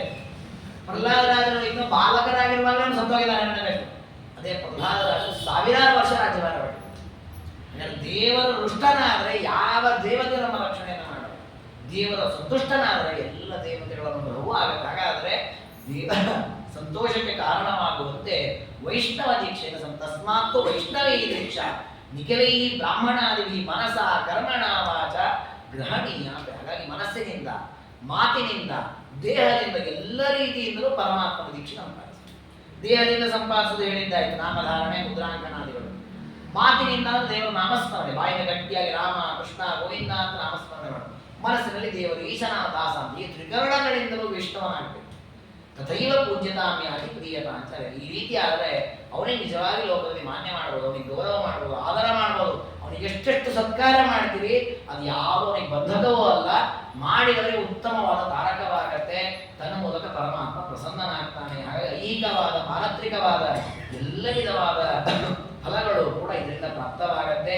ಇಂತಹ ಒಂದು ವೈಷ್ಣವ ದೀಕ್ಷೆಯನ್ನು ಯಾವತ್ತೂ ತಗೊಳ್ಬೇಕು ನಾವು. ಅದಕ್ಕೊಂದು ಪರ್ವಕಾಲ ಇದೆ, ದತ್ತಮುದ್ರಾದಿಗಳನ್ನು ಯಾವಾಗ ಹಾಕ್ಕೊಳ್ಬೇಕು ಅದನ್ನು ಮುಂದೆ ಪರಮಾತ್ಮ ನಿರೂಪಣೆ ಮಾಡಿದ್ದಾರೆ. ಅದನ್ನು ಮತ್ತೆ ನಾಳೆ ದಿನದಲ್ಲಿ ಕೊಡೋಣ ಅಂತ ಹೇಳ್ತಾ ವಿಶೇಷ ನೋಡಿ ನಮಗೆ ದೇವರ ಅನುಗ್ರಹದಿಂದ ಮುಂದೆ ನಾಳೆ ಮುದ್ರಾಧಾರಣೆ ಮಾಡಿಕೊಳ್ಳೋ ಪರ್ವಕಾಲದಲ್ಲಿ ವಿಚಾರ ಬಂದದರಿಂದ ಆ ಚಿಂತನೆ ಇಟ್ಕೊಂಡು ಆ ಧಾರಣೆಯನ್ನು ಮಾಡಿ ದೇವರ ಅನುಗ್ರಹಕ್ಕೆ ಪಾತ್ರರಾಗೋಣ ಅಂತ ಹೇಳ್ತಾ ಈ ಚಿಂತನೆಯನ್ನು ಗುರುಗಳ ಅಂತರ್ಯಾಮಿ ಮಧ್ವಪತಿ ಗೋಪಾಲಕೃಷ್ಣನ ಪಾದಾರವಿಂದಗಳಲ್ಲಿ ಸಮರ್ಪಣೆ ಮಾಡೋಣ. ಸರ್ವೋಣ ಸಂಪೂರ್ಣ ಸರ್ವದೋಷ ವಿವರ್ಜಿತ ಪ್ರಿಯತಾ ಪ್ರೀತೇ ವಾರ ಕೃಷ್ಣನೇ ಶ್ರೀ ಕೃಷ್ಣ.